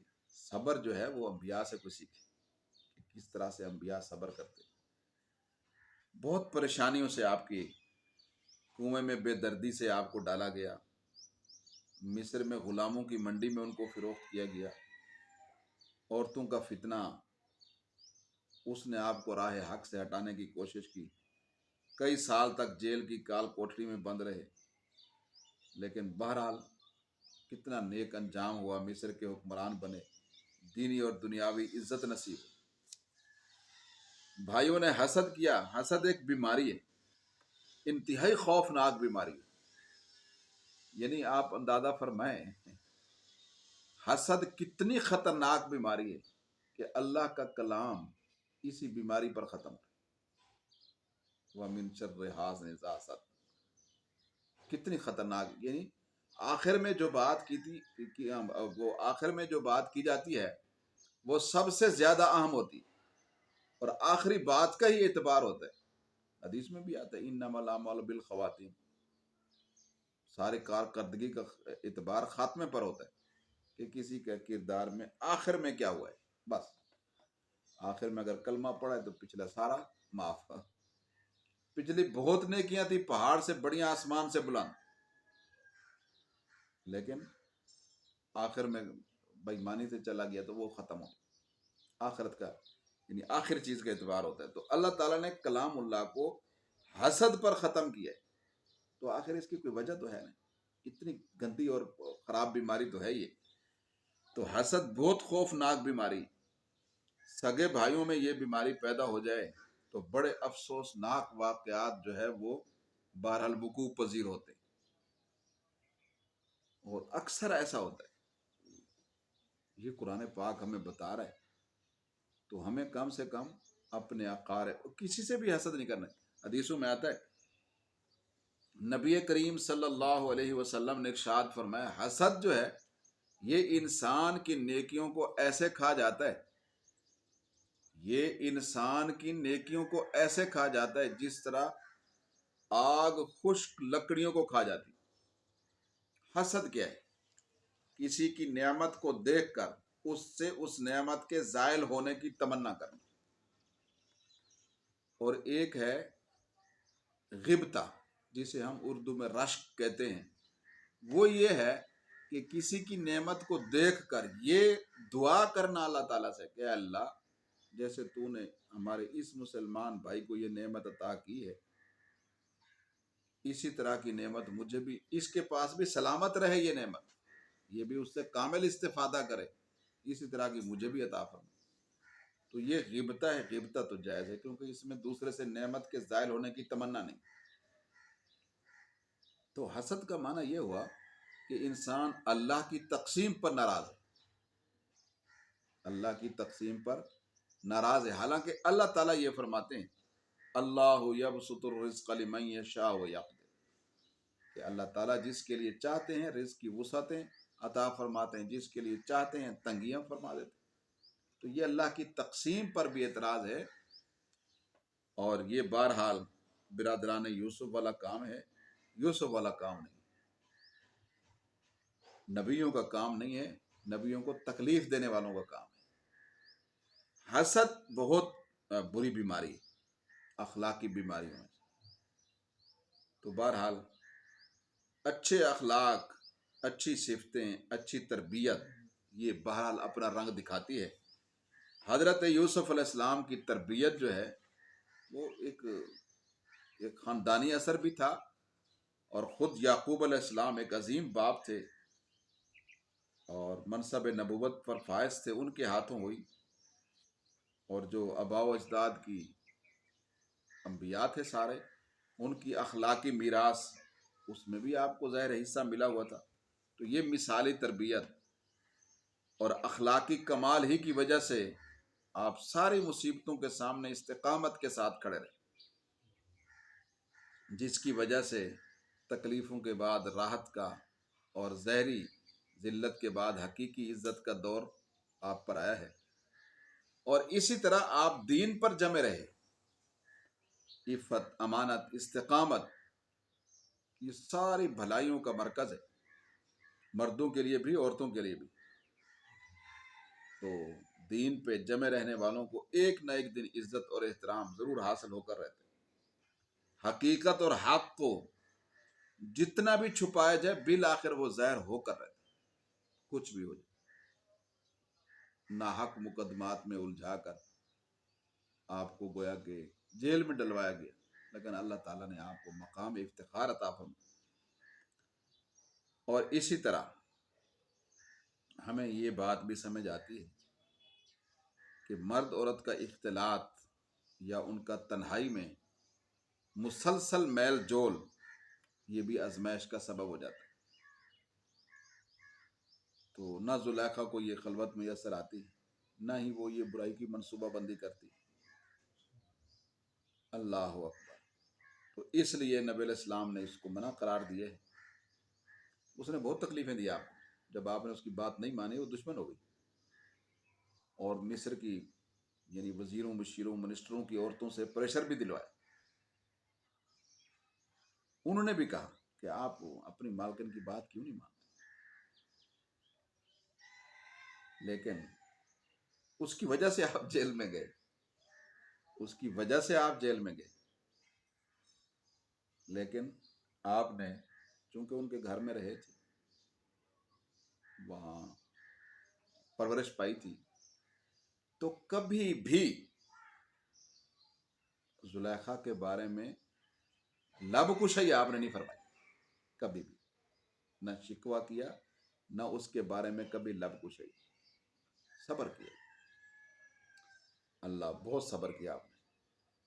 جب بادشاہ نے کہا کہ ہمیں تعبیر کے لیے ضرورت ہے، آپ تشریف لائیں، تو یہ نہیں کہا کہ زلیخا نے مجھے ڈلوایا تھا، اس سے پوچھو یہ کیا ماجرا ہے. یہ نہیں، آپ نے فرمایا کہ وہ ان عورتوں کا کیا بنا جو وہ یہ کہہ رہی تھی. وہ سب کی بات کر دی آپ نے. زلیخا کا نام پھر بھی نہیں لیا، آخر تک نہیں لیا. یہ آپ کا حسن اخلاق تھا کہ جن سے استفادہ ہو تو ان کی خطاؤں سے نبیوں کا شیوہ درگزر کرنا، یہ نبیوں کا وہ شیوہ ہے. تو پھر اللہ کی شان یہ ہے، تفسیروں میں لکھا ہوا ہے، اللہ کو پتہ ہے، حقیقت تو اللہ جانتے ہیں. تفسیروں میں یہ لکھا ہوا ہے کہ جب آپ شاہ وقت ہو گئے، عزیز مصر تو فوت ہو گئے، عزیز مصر کے مقام سے ہو کر شاہ وقت بھی ہو گئے، تو زلیخا کا گھر تو آپ کا اپنا گھر تھا، اس سے تو کوئی مطلب ہے وہ نہیں کہ ایسی بات. تو حالات و واقعات ایسے ہو گئے کہ زلیخا کا آپ کے ساتھ نکاح ہو گیا. اللہ اکبر. پھر آپ نے دو باتیں فرمائی زلیخا سے. تو آپ نے فرمایا دیکھو یہ صورت اس صورت سے بہتر نہیں ہے، یہ صورت اس صورت سے بہتر نہیں ہے. ایک جملہ یہ فرمایا. پھر اللہ تعالیٰ نے اس کو بھی، اس کے دل کو بھی ایسا بدلا، کیونکہ برائی تو اس سے نہیں ہوئی. برائی کا ارادہ کر لینے سے گناہ نہیں لکھا جاتا. برائی اس سے نہیں ہوئی، وہ پاک دامن رہی بدستور، وہ پاک دامن ہی رہی، برائی نہیں ہوئی اس سے. محض ارادہ کر لینا یا اس کے لیے تگ و دو کوشش کر لینا، یہ کوئی گناہ نہیں. اللہ اکبر. تو تگ و دو پھر برائی تو نہیں ہے اس درجے کی، زیادہ سے زیادہ ناپسندیدہ ہے. تو دوسری بات، آپ نے جب اس کا دل اللہ کی طرف پلٹ گیا تو پھر حضرت یوسف علیہ السلام ان کے پیچھے پیچھے پھرتے تھے، تو وہ نہیں وقت دیتی تھی. تو ایک دن آپ نے پوچھا کہ ایک وہ کیفیت تھی اور ایک یہ ہے کہ میں آپ کو بلاتا ہوں اور اس طرح سے توجہ چاہتا ہوں، وہ توجہ میں نہیں پا پاتا ہوں جو مجھے ملنی چاہیے. تو اس نے کہا حضرت بات یہ ہے، آپ کی برکت سے مجھے اللہ نے اپنی ذات کی معرفت عطا فرما دی. اب میرے سامنے دنیا کا حسن ہے جائے، میرے سامنے مجھے ان چیزوں کی رغبت ہی نہیں رہی ہے. میں نہیں چاہتی کہ میں ایک لمحہ بھی اللہ کی یاد کے بغیر گزاروں. میں نہیں چاہتی. بے شک آپ اللہ کے نبی بھی ہیں، سب کچھ ہیں، لیکن مجھے آپ اللہ کی یاد کے لیے چھوڑ دیں. اتنا اللہ نے اپنا اس کو اپنے ذات کا، اپنے نام کا نور عطا فرما دی، اپنی معرفت عطا فرما دی. عجیب عجیب اسباق ہیں اس واقعہ میں. تو دین پر جمے رہنا، اللہ تعالیٰ اس میں بہت کچھ عطا فرما دیتے.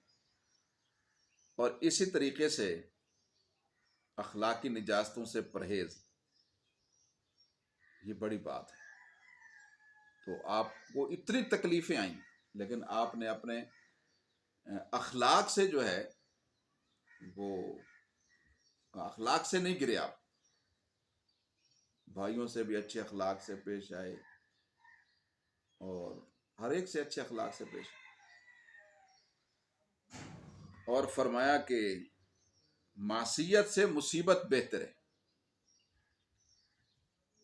مومن کو چاہیے کہ وہ تنگی اور پریشانی کے وقت صرف اللہ کی طرف رجوع کرے. جب عزیز مصر کی بیوی نے برائی کا ارتکاب نہ کرنے کی صورت میں جیل کی دھمکی دی تو آپ نے فرمایا جیل قبول ہے مجھے.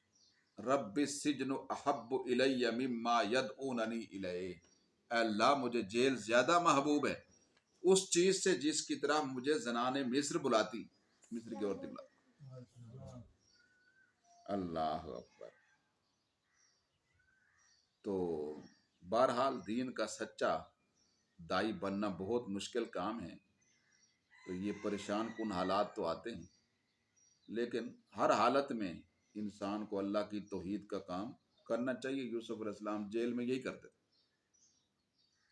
قیدیوں کو توحید کی دعوت دیتے تھے اور وہاں ان کو پڑھاتے تھے، لکھاتے تھے، سمجھاتے تھے. تو وہ قیدی جو ہے وہی قیدی پھر آپ کے امور مملکت میں تیار شدہ جو تھے کام آئے، ان سے آپ پھر کام لیتے تھے، ان پر اعتماد بھی تھا آپ کو. اللہ اکبر. سب بہت محبت کرتے تھے آپ سے، اور تقریباً سب قیدیوں نے اسلام قبول کر لیا، ایمان قبول کر لیا تھا آپ کے وہاں رہنے کی برکت سے. میں نے بھی ایک عالم کا واقعہ سنا ہے کہ ان کو کسی وجہ سے جیل میں جانا پڑ گیا. حق بات کہتے ہیں جیل جانا پڑتا ہے، بھری پڑی ہیں جیلیں علماء حق سے ہر جگہ میں، ہر ملک میں. تو وہ جناب والا ان کو کسی نے کہا کہ بھئی آپ کی رہائی آ گئی ہے تو آپ چلیں بہر. اس نے کہا مجھے چند دن رہنے دو کیونکہ یہاں میں نے ایک کلاس شروع کی ہوئی ہے قیدیوں کی، تو وہ ختم ہو جائے. چند دن رہنے دو. اللہ اکبر. تو مقصد تو یہ ہوتا ہے. اللہ اکبر. تو فرمایا کہ اس واقعہ سے ہمیں صبر کی فضیلت اور اس کے بہترین نتائج کا بھی یقین آتا ہے. اللہ اکبر. تو یوسف علیہ السلام نے کنویں کی تاریکی سے جیل کی تنہائی تک، عزیز مصر کے گھر سے لے کر بھائیوں کو معاف کرنے تک ہر جگہ مضبوطی کے ساتھ صبر کا دامن تھامے رکھا. اللہ اکبر. پھر اللہ تعالیٰ نے آپ کی پاک دامنی کی شہادت کی گواہی وہ بھی دی ہے کئی طریقے سے، رب العالمین نے دی. اور وہ چھوٹے دودھ پیتے بچے نے. اللہ اکبر.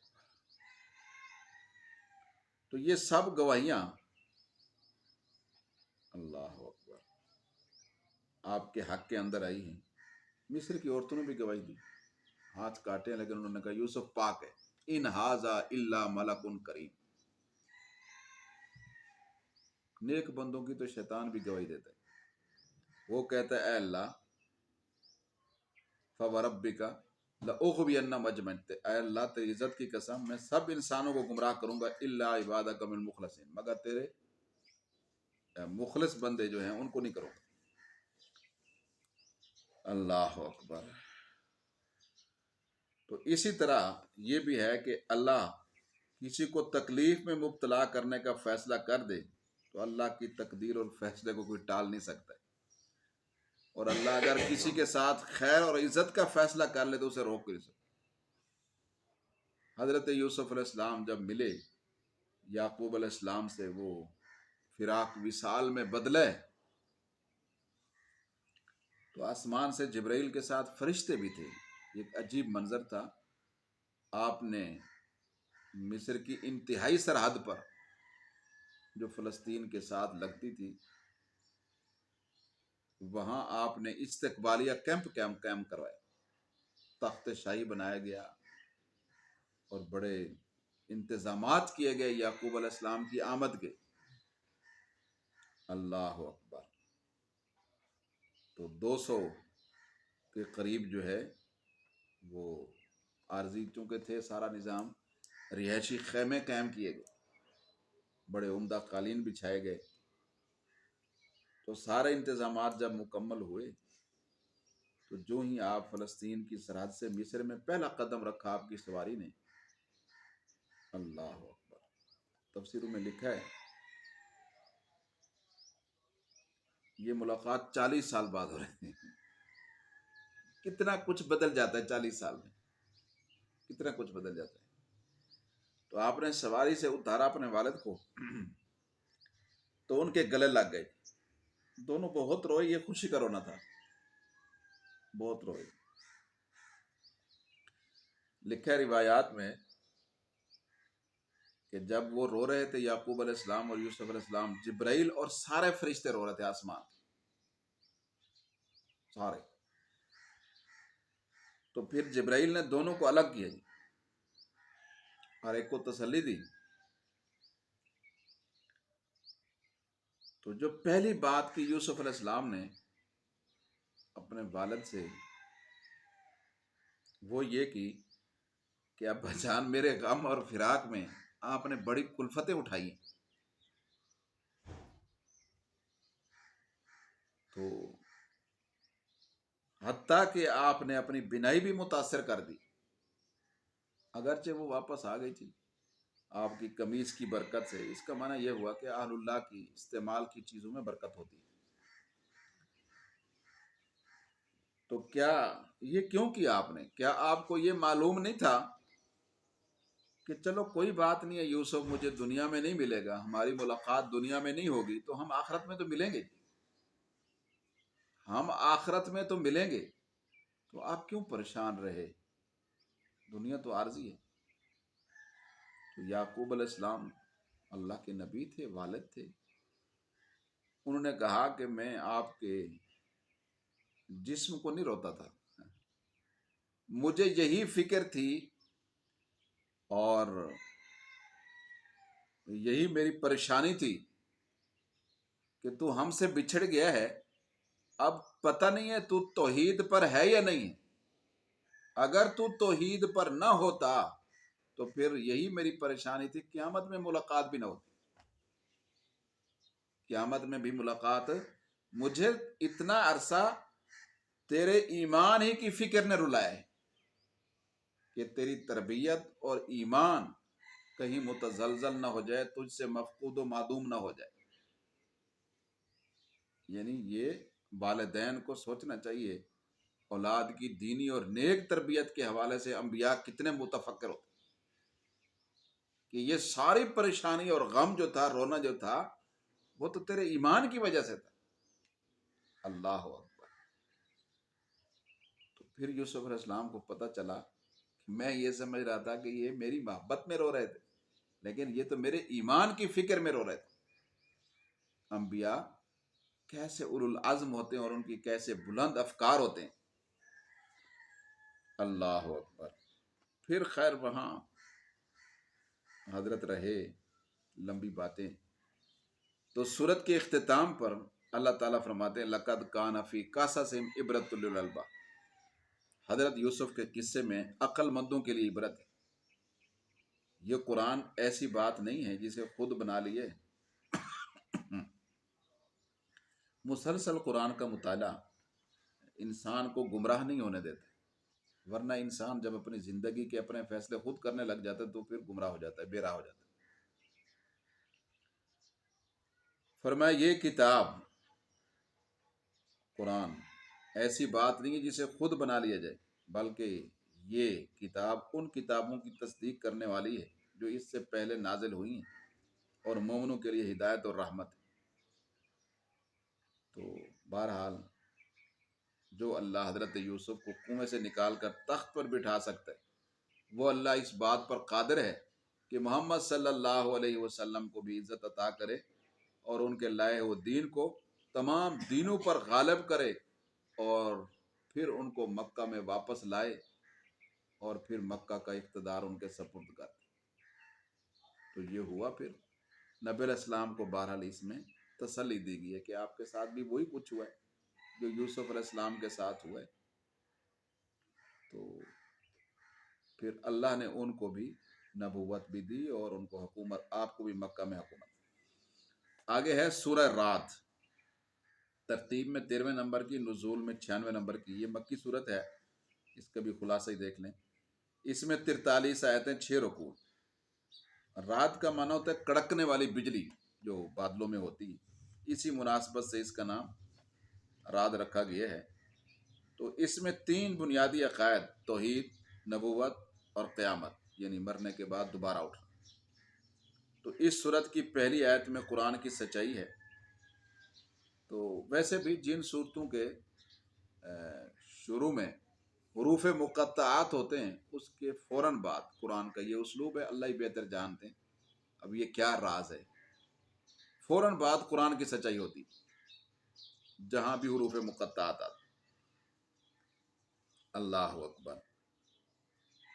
تو اس صورت میں جو مضامین بیان کیے گئے ہیں اللہ تعالیٰ کی وحدانیت کے دلائل، صورت کی ابتدا میں آسمانوں، زمین، سورج، چاند، رات، دن، پہاڑوں، نہروں، فصلیں، غلے، اجناس، مختلف رنگ، ذائقے، خوشبو والے پھلوں، ان سب کا فرمایا پیدا کرنے والا اللہ ہے۔ موت و زندگی، نفع نقصان صرف اللہ کے ہاتھ میں، اور باس بعد الموت اس کے اندر بیان کیا گیا ہے، قیامت کے دن کو ثابت کیا گیا ہے۔ تو یہ ایسا مسئلہ تھا جو مشرکین جس کا انکار کرتے تھے، وہ کہتے تھے بس جب مر جائیں گے اور ہمارا گوشت پوش ہڈیاں مٹی میں رل مل جائیں گے، گھل مل جائیں گے، تو پھر ذالک رجم بعید، ہمارا دوبارہ لوٹنا یہ نہیں ہو سکتا، یہ کیسے ہوگا؟ تو اللہ تعالیٰ فرماتے جس اللہ نے بغیر مٹیریل کے اور بغیر کسی کی مدد کے تمہیں پہلی بار پیدا کیا ہے، بغیر کسی نقشے کے، تو وہ دوبارہ بھی پیدا کرنے پر قادر ہے، تاکہ حساب کتاب ہو، کیونکہ حساب کتاب کے بغیر جو ہے وہ کسی کو دائمی جو ہے وہ جنت یا جہنم کا فیصلہ نہیں ہوگا۔ آگے اللہ تعالیٰ نے تیسرا مضمون یہاں بیان کیا ہے، انسان کی حفاظت کے لیے اللہ نے فرشتے مقرر کی جو اللہ کے حکم سے انسان کی حفاظت کرتے ہیں۔ اور اللہ تعالیٰ نے اس صورت کے اندر ایک اصولی گویا بات ارشاد فرمائی ہے کہ ان اللہ لا یغیر ما بانفسہم حتی یغیر ما، کہ اللہ تعالیٰ کسی قوم کے ساتھ اللہ تعالیٰ کا جو خصوصی معاملہ ہوتا ہے وہ اپنے معاملے کو اس وقت تک نہیں بدلتا جب تک کہ اس قوم کے حالات نہیں بدل جاتے، یعنی جب وہ قوم خود ہی اپنے آپ کو نعمت کی بجائے مصیبت اور وسعت کی بجائے تنگی کا مستحق بناتی ہے تو پھر اللہ تعالیٰ بھی اپنا معاملہ بدل لیتے ہیں، قانون بدل۔ جب وہ خود ہی اسلام کی بجائے کفر میں جاتے ہیں تو عذاب کا شکار ہوتے ہیں۔ فرمایا کہ محض عزت کی آرزو سے عزت نہیں ملتی، مسلم امہ اگر عزت چاہتی ہے تو صحابہ جیسی صفات بہرحال اب بھی اپنانی ہو، پھر وہی کچھ ہو جائے گا جو اللہ کا حکم ہے پورا ہوگا۔ آگے اللہ تعالیٰ اہل باطل اور اہل ایمان دونوں کی کیفیت کو ایک حق اور باطل کو ایک مثال سے سمجھاتے ہیں۔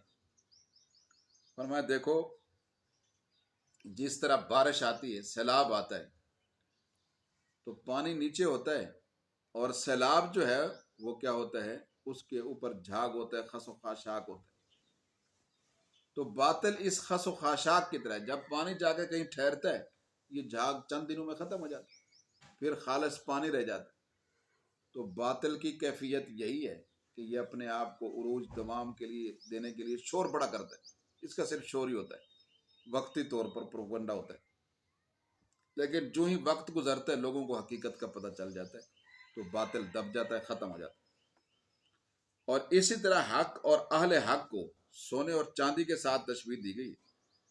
فرمایا دیکھو جو زمین پر ٹھہرا رہتا ہے، جو اس کا میل کچیل ہوتا ہے وہ ختم ہو جاتا ہے، اور اسی طریقے سے فرمایا کہ دنیا بھر میں باطل کی مادی جھاگ جو اٹھی ہوئی دکھائی دیتی ہے، یہ جھاگ خود بخود بیٹھ جاتی ہے، لیکن سچ اس کے مقابلے میں اگر استقامت دکھلائے، یعنی اہل حق ڈٹے رہیں، تو آگے اللہ تعالیٰ نے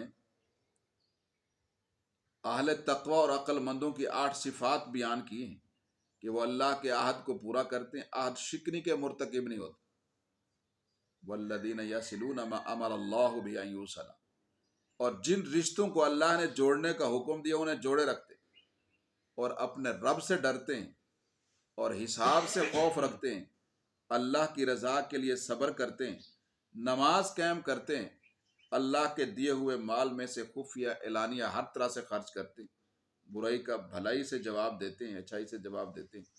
اس کے مقابلے میں جو بدبخت ہیں، وہ اما الذین شقوا ففی النار، تو ان کی بھی چند علامات ہیں۔ سب سے پہلے یہ کہ وہ جناب والا اللہ کے عہد کو توڑتے، اور اللہ نے جن رشتوں کو باقی رکھنے کا حکم دیا انہیں وہ ختم کر دیں، اور یہ کہ وہ زمین میں فساد بپا کر دیں۔ اس صورت کے اندر ایک مضمون کہ انبیاء بھی دوسرے انسانوں کی طرح انسان ہوتے ہیں، ان کے بیوی بچے ہوتے ہیں، جہاں تک ان کے معجزات کا تعلق ہے یہ ان کا ذاتی کمال نہیں، یہ اللہ کے حکم سے صادر ہوتے ہیں۔ تو وہ بھی کھاتے ہیں، پیتے ہیں، بازاروں میں کاروبار کرتے ہیں، کوئی ایسی بات نہیں۔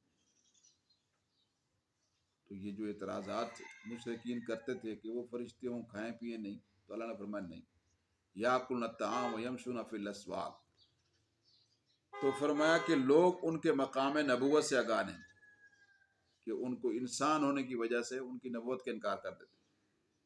تو سورت کے اختتام پر اللہ نے اپنے نبی صلی اللہ علیہ وسلم کی نبوت اور رسالت کی خود گواہی دی۔ اس طرح وہ اہل کتاب بھی آپ کی نبوت کے ظاہر گواہ تھے، جو انصاف پسند تھے اور تعصب سے، عصبیت سے پاک تھے۔ سورہ ابراہیم یہ ترتیب میں 14 نمبر کی، نزول میں 72 نمبر کی، اس میں 52 آیتیں ہیں اور 7 رکوع۔ حضرت ابراہیم علیہ السلام کا واقعہ اس کے اندر آخر میں آ رہا ہے 35 تا 41 آیت میں۔ بہرحال تو سورہ ابراہیم میں بھی حروف مقطعات سے اس کی ابتدا ہے، قرآن کی تعریف ہو رہی ہے۔ 3 بنیادی مقام وہ ہیں، عقائد ہیں، توحید ہے، رسالت ہے اور قیامت ہے۔ مکی صورتوں میں تقریباً یہی ہے، پھر واقعات ہیں، قصص ہیں، افہام تفہیم اور عبرت اور نصیحت کے لیے، جہنم کی وعید، جنت کے وعدے اور نبی علیہ السلام کو تسلی کا مضمون ہے، انبیاء اور ان کی قوموں کی آپس میں گفتگو ہے، اور مشرکین کے جو نبی علیہ السلام یا اللہ کی ذات کے بارے میں شبہات تھے ان کے جوابات ہیں۔ مثلا ان کا یہ کہنا کہ انسان رسول نہیں ہو سکتا ہے، تو اللہ تعالیٰ نے فرمایا بے شک انبیاء کے ذریعے اللہ نے جواب دلوایا کہ آپ کہو ہم بشر ہیں، لیکن بشر کا رسول ہونا کوئی محال نہیں ہے۔ رسول اسے کہتے ہیں جس پر وحی آتی ہے، اور فرمایا کہ اللہ کا پیغام پہنچاتا ہے۔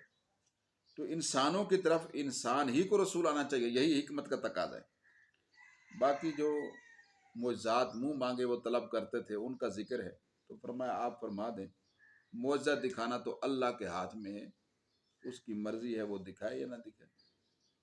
باقی اللہ نے ایک قانون بیان کیا ہے شکر کے حوالے سے، کہ شکر کرنے والوں کو اللہ زیادہ دیتا ہے، نہ شکری کرنے والوں کے لیے فرمایا میرا عذاب سخت ہے۔ تو اللہ تعالیٰ نے اس صورت کے اندر نعمت علم کا تقاضا بھی کیا ہے، کہ جس کو اللہ علم دے، جس کے پاس نہیں ہے وہ اس کو سکھلائے، اور تاکہ وہ بھی عمل کرے، وہ بھی عمل کرے۔ اور اسی طرح نعمت مال کا ذکر کیا، اور میں اسے اچھے کاموں میں خرچ کیا جائے، اور اسی طرح دوسری نعمتوں کو قیاس کیا۔ بطور خاص حضرت ابراہیم علیہ السلام کی وہ دعائیں ذکر کی گئی ہیں جو انہوں نے بیت اللہ کی تعمیر کے بعد کی۔ یہ تفصیل پوری سورہ بقرہ میں عرض ہو چکی ہے۔ سب سے پہلے انہوں نے اہل مکہ، اپنی اولاد، خود اپنے خاندان کے لیے دعائیں کی کہ اے اللہ ان کو امن، رزق اور دلوں کا دین کی طرف میلان اور نماز کے قیام کی توفیق، اور اے اللہ ان کو بخشش بھی عطا فرما۔ یہ دعائیں تو گویا نبیوں نے جو مانگی ہیں وہی مانگی جائیں، ہمارے لیے بھی وہی مفید ہے کہ امن، سلامتی، رزق کی وسعت اپنے لیے، اپنے اہل و عیال کے لیے، اپنے اقرباء کے لیے، مسلمانوں کے لیے، دلوں کا دین کی طرف میلان، نماز کا قیام، اور اے اللہ جو کمی کوتاہی ہو ہم سے یا ہمارے اہل و عیال سے اس کو معاف۔ اور اسی طریقے سے اس صورت کے اندر شجرہ طیبہ اور شجرہ خبیثہ، یعنی حق اور ایمان کے کلمے کو شجرہ طیبہ پاکیزہ درخت کے ساتھ، کھجور کے درخت کے ساتھ تشبیہ دی گئی ہے۔ یہ سدا بہار ہے، تو ایمان بھی سدا بہار ہے۔ دنیا میں بھی، حشر میں بھی، آخرت میں، قبر میں بھی۔ اور باطل اور گمراہی کو شجر خبیثہ ناپاک درخت کے ساتھ تشبیہ دی گئی۔ تو کلمہ طیبہ جب واقعی دل میں اترتا ہے، اس کی جڑیں مضبوط ہوتی ہیں، اس کا پھل میٹھا ہوتا ہے، اعمال صالحہ ہوتے ہیں۔ کلمہ خبیثہ کے لیے کوئی قرار نہیں ہے، وہ بے ثمر ہے۔ تو سورہ ابراہیم کے آخری رکوع میں قیامت کا منظر پیش کیا گیا اور جہنم کے ہولناک عذابوں کا ذکر ہے۔ اور پھر بالکل آخر میں فرمایا قرآن پاک کی نزول کا مقصد بیان کیا گیا ہے کہ یہ قرآن لوگوں کے لیے اللہ کا پیغام ہے، ھذا بلاغ للناس ولینذروا بہ وليعلموا، تاکہ انہیں اس سے ڈرایا جائے کہ وہ جان لیں اللہ اکیلا ہے، اور تاکہ اہل عقل جو ہے وہ نصیحت حاصل کر لیں۔ تو انشاءاللہ العزیز یہ 13 پارے مکمل ہو گئے۔ کل 14 15 کر کے کل سورہ نور بھی انشاءاللہ پڑھیں گے انشاءاللہ۔ السلام علیکم۔